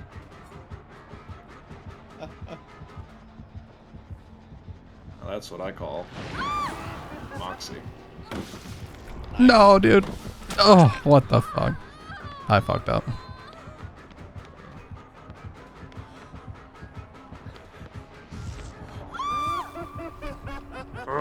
What? I think it was the madness thing. I couldn't drop the pelt. I don't know how these killers work, man. This game is fucking stupid. Oh, so what he does, him shocking you, if he shocks you like at a pallet or a window, you will not be able to drop it. It stuns you briefly. That's the way. That's his anti-loop. Is just preventing. Well, he took me downstairs. I'm F. Yeah, you're in the basement. No, you're not. You're not fucked. God, it's so delayed. I have a strong healing perk. He knows I'm here though, so never mind. But that's fine. He's coming. Go! Don't! No! Go back up! Go back up! Okay, I'm trying to get him to chase me. No, he's no, please. I'm so dumb, dude. Please. What the? He didn't even swing in my direction. No, it's okay. Just so whenever I get you out of basement, you need to just leave basement immediately. You have a free endurance hit, and if he hits you, that can let you get somewhere good. When you're unhooked, you run faster, and you can tank a hit for 10 seconds. And that's the best way to get out of basement. What a beginner's trap, dude. Seriously? Oh yeah, no, that's fair. Are you serious, man? Fuck. Why did I get zapped? He got me too. I'm going up here, but Husk, I guess get Taylor. I am chilling on hook, dude. Across the whole. I think I'm dead. I think I just die here. What the fuck am I doing here? I don't think I can make it. Yeah, this is only bad. got one gen this whole round? That's crazy. Just one, yeah. Okay, that's GG. Fucking rolled by doctor. Nope, you're good. I don't know if I can make this unhook here, but I'm sorry. I'm gonna try. Just hold on. What did I do? Hold on. Hold on. Hold up. Oh no, it's gonna be so tight if I do. It's gonna be so tight if I do. I died no! right there. It was like a millisecond away, dude. You hate to see it. Hey, no problem, Dr. Red. Appreciate you hanging out, man.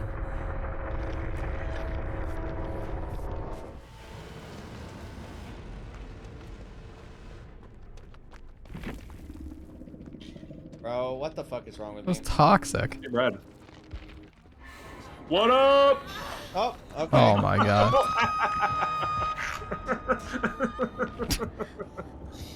Why? Oh my god. You fucking dabbed on him.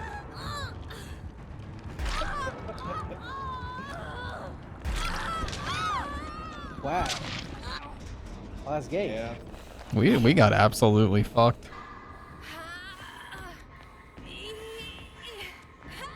Yeah. I mean, not gonna lie.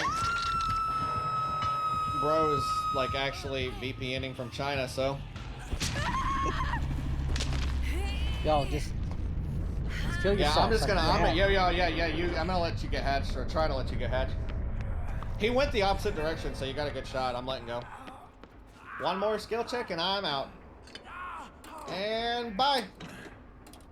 Crash Panda 414. Unlucky. Well, my SD card finished formatting, so I'm out of here. All right, see you later, dude. Later.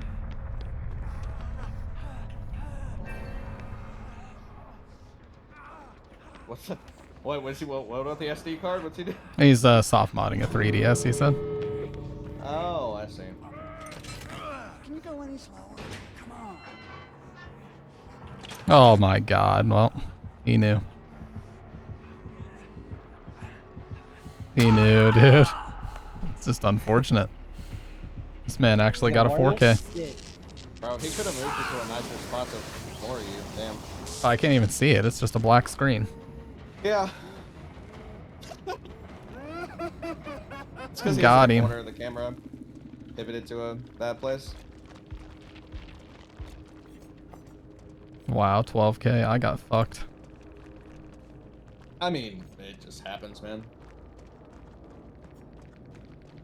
You didn't know about the basement thing. You thought you'd be safe running back in there, but he knew to go and look for you. Like, yeah, those types of things. I've got no clue. yeah. No, it's good. It's literally just learning. That's all it is. That and that honestly, that guy was on a. Nah, this is gonna be my last whole... one. This is why I hate this game.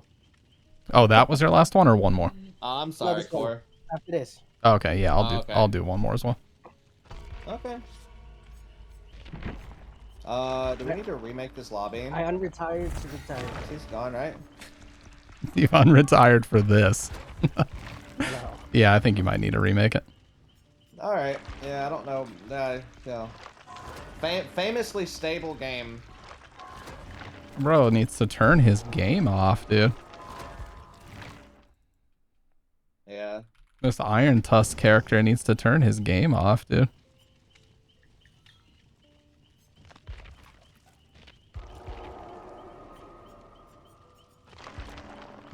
This is what I need to do, man. But I do get how frustrating it can be. I need to turn this game on like a fucking Saturday or something and just play 12 hours a day for like 3 Like, weeks. I wouldn't have 3K hours in this game if I didn't love it. But yeah, one thing I'll say is just playing helps. Like, you know how you said you wanted to avoid solo queue. The only way that I actually learned how to play Survivor is and get better at consistently better at looping and stuff was just playing solo queue. And like, just because when you're solo queue, like when you die, you do not have to hang out in that match. Just hit fucking next game, go to the next game. You get more time to learn how to actually play the game.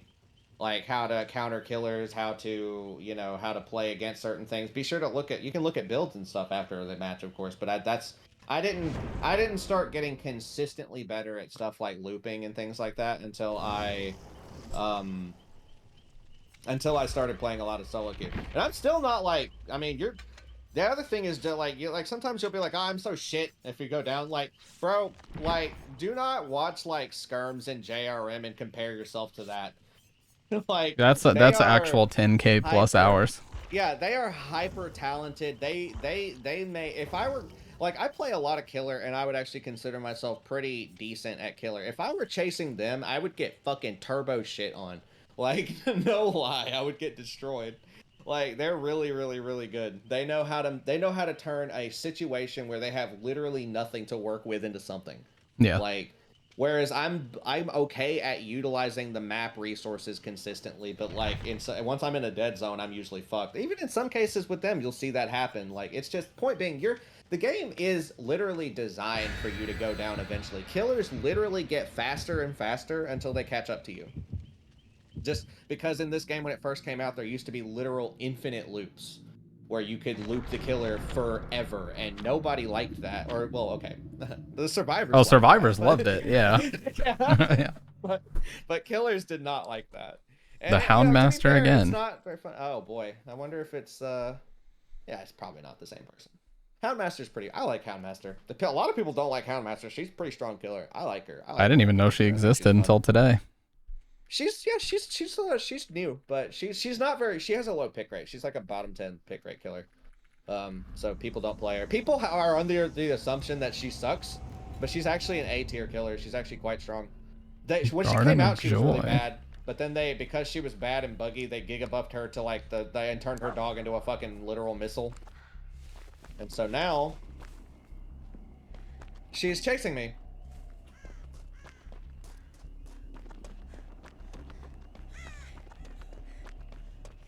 Bro, they fucking spawned me in no man's land. There's no gens over here.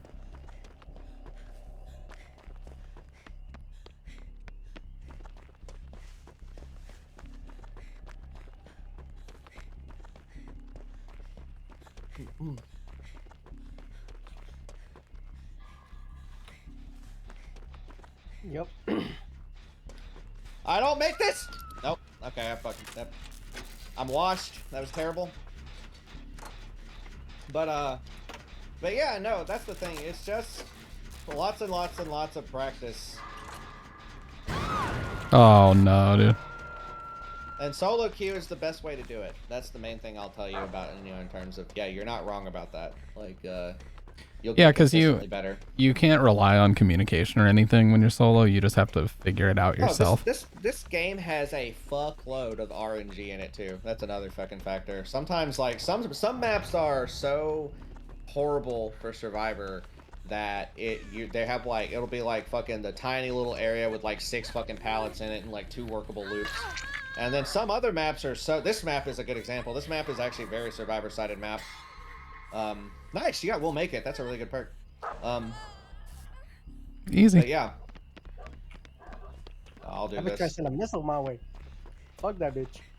Oh no, she's got the dog. She's got the hound sense on you.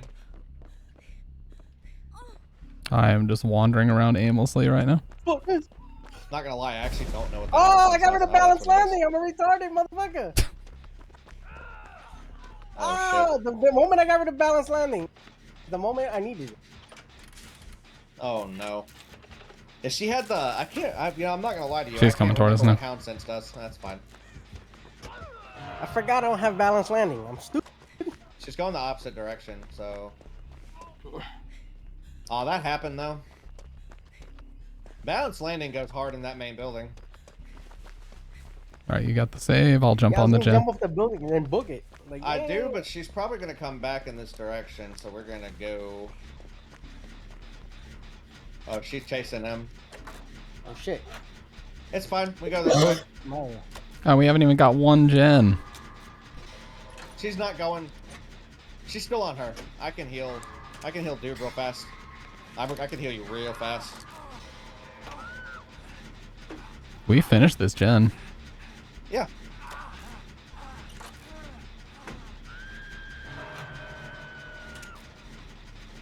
If I could only hit my super Oh, great skill dude. checks that I didn't hit there. No. She sent the dog to that gen. Yeah, we're Okay, kind I'm of not gonna fucked lie. now. I'm gonna let this person marinate on hook for a second, this Lori, and I'm gonna finish this one over here.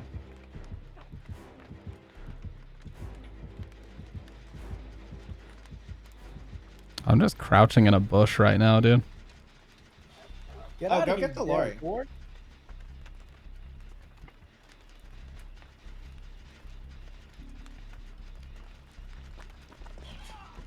Oh, I got you off the hook. You a bitch. Oh shit. Yo, this is bullshit. Oh no. Stupid dog. Yeah, that dog. She's strong. Why, dude? That was a perk. What? It was probably pain res. Oh, she's fucking coming back over here. Camping this gen forever. Nah. Hopefully Lori goes for dude real quick, because I will try to finish this shit while she's on you. Yeah, she is. Alright, cool. I got plot twist. I don't care. Oh, God. Nice.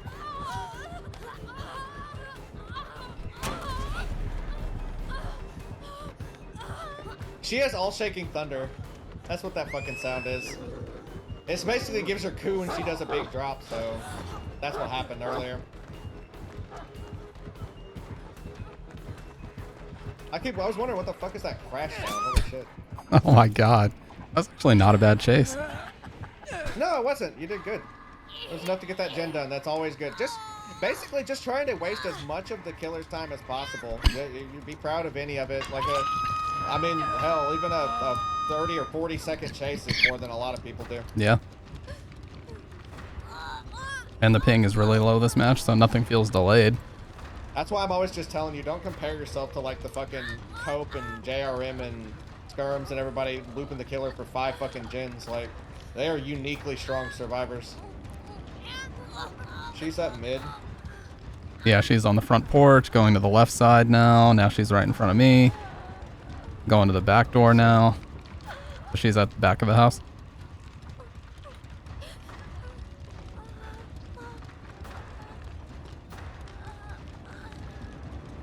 What are you doing?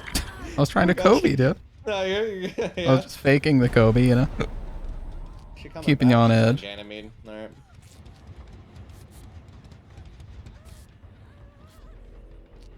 Alright. I'm going back top mid, Jen. Yeah, this map feels really small. Maybe it's just me. This map is actually pretty big. It's actually it is actually one of the most survivor-sided maps in the game, to be fair.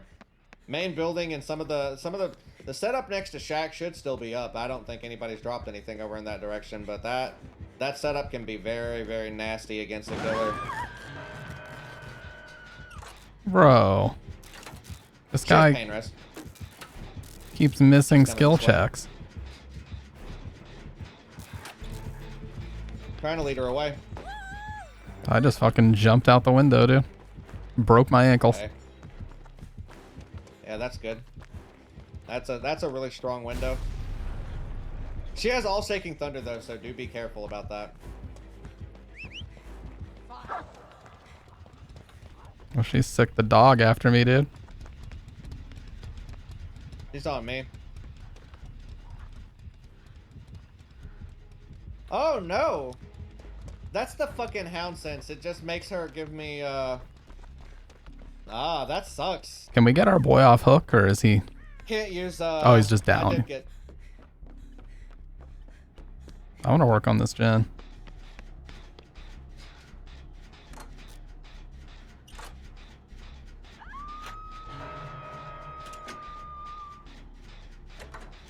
I wonder if this person is going for that. They got... Yeah, probably not. I don't know. No, they don't. They have pain res.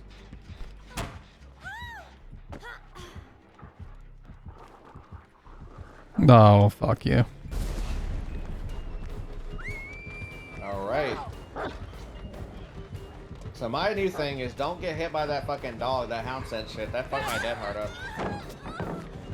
When she hits you with the hound sense, it puts you in, deep wounds.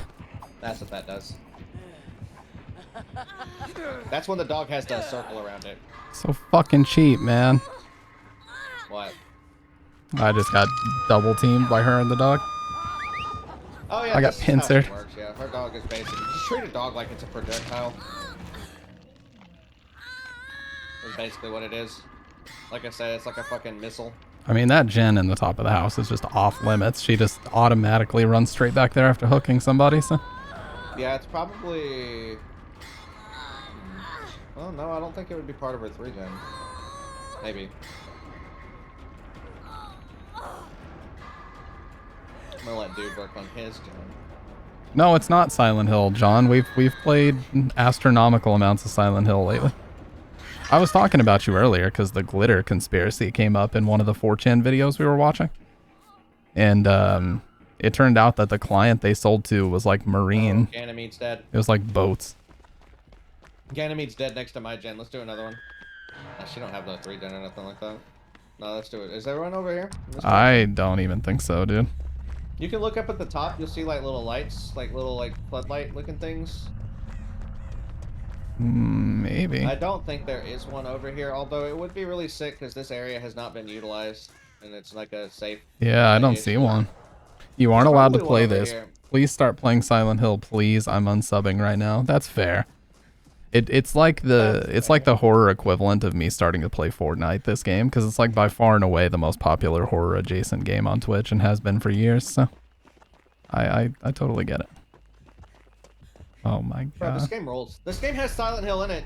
Come on. True. Look at us just crouching and hiding. We've been reduced to crouching and hiding. No camera because there's no good place to put my camera. There's too many UI elements, so I just turned it off. Bruh, Besides, I'm shoot a learning. dog at me.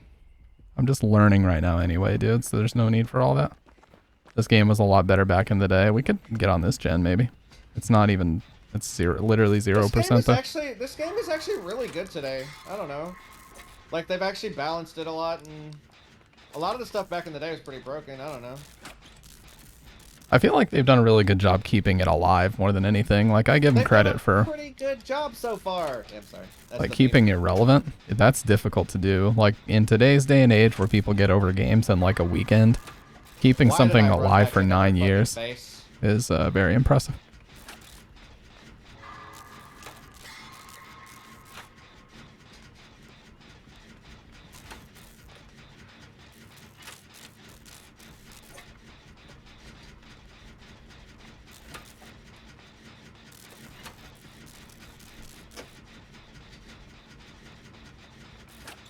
Yeah, I played Fortnite for one session. That was, I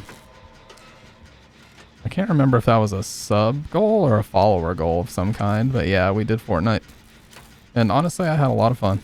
I did Zero Build. It was right after Zero Build came out.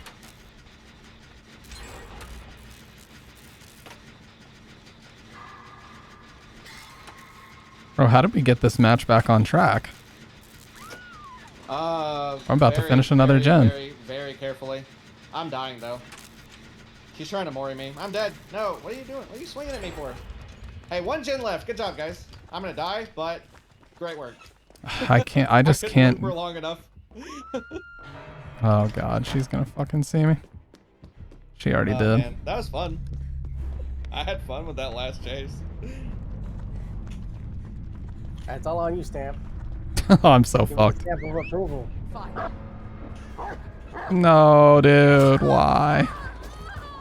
I should have just stayed hidden. I'm so fucked here. Yep. Goodbye. I got you? Goodbye, gamers. No. Oh well, that was a good effort, honestly. Oh, nice shot, sick. You guys got to get some more points and stuff. You know? Yeah. Oh, she's slugging for the fucking 4K. God damn. You're gonna have to crawl toward Hatch, dude. Or no, I will. Nah. Whoever dies. I mean, Hatch, well, she's not, I mean, if dude stays hidden, keep putting your item up and down, hit R, and you can, you won't get crows if you stand in one place. You probably know that. I don't know. Dead. All shaking thunder again. That works too, I think. Oh, she's picking. Okay. Nice. Alright, dude. You gotta get Hatch. There's a good chance that it might spawn at Oh,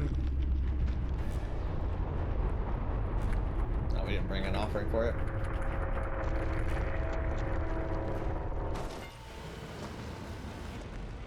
It did! It's right there! It's right there! To your left. Or right.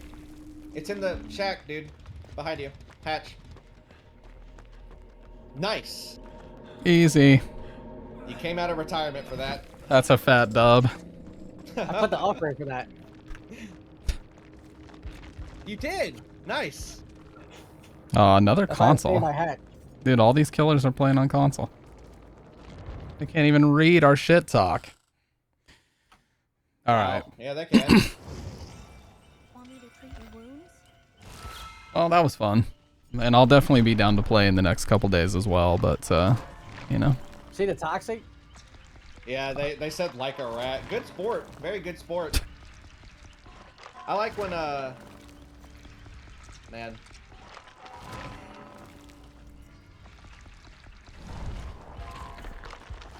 What is, I'm gonna develop a new stereotype for Houndmaster players. We've got Houndmaster players and Wraith players to go into the list of people who do not like when any mild outplaying happens. It's always the Anything. game sucks, it's busted, survivor, you know, centered. How dare you loot me? Survivor-sided game, sucks dick. I'm not gonna lie, I was delighted by that Houndmaster earlier. I was delighted. I was so, they were being like super toxic, but it was so funny. They were just like shaking their head no as hard as possible. Yeah. They hit me on hook like 6 times after they hooked me for the last time. They were so fucking mad, like that I didn't go down in 20 fucking seconds. It was really funny. Yeah. I actually could not get over that. All right, yeah, I'm gonna go ahead and get up out of here, but it was good. We'll play again soon. Time. Yep. Yeah. Talk to you guys later. Fun. On that one. It's This was good to pretty meet you, rough. dude. Yep. I get to meet you too. See you guys. All right, gamers, the camera's off. I'm not going to turn it back on, but what I will do is break the chains on room 302. We got 2 really great, excellent videos on Nightmare Fuel in. Unfortunately, I had to stop the YouTube stream because it was fucking up the game performance. So we probably won't be able to do dual streaming, but that's all right. We're going to break those chains in 3, 2, 1. I will clip it.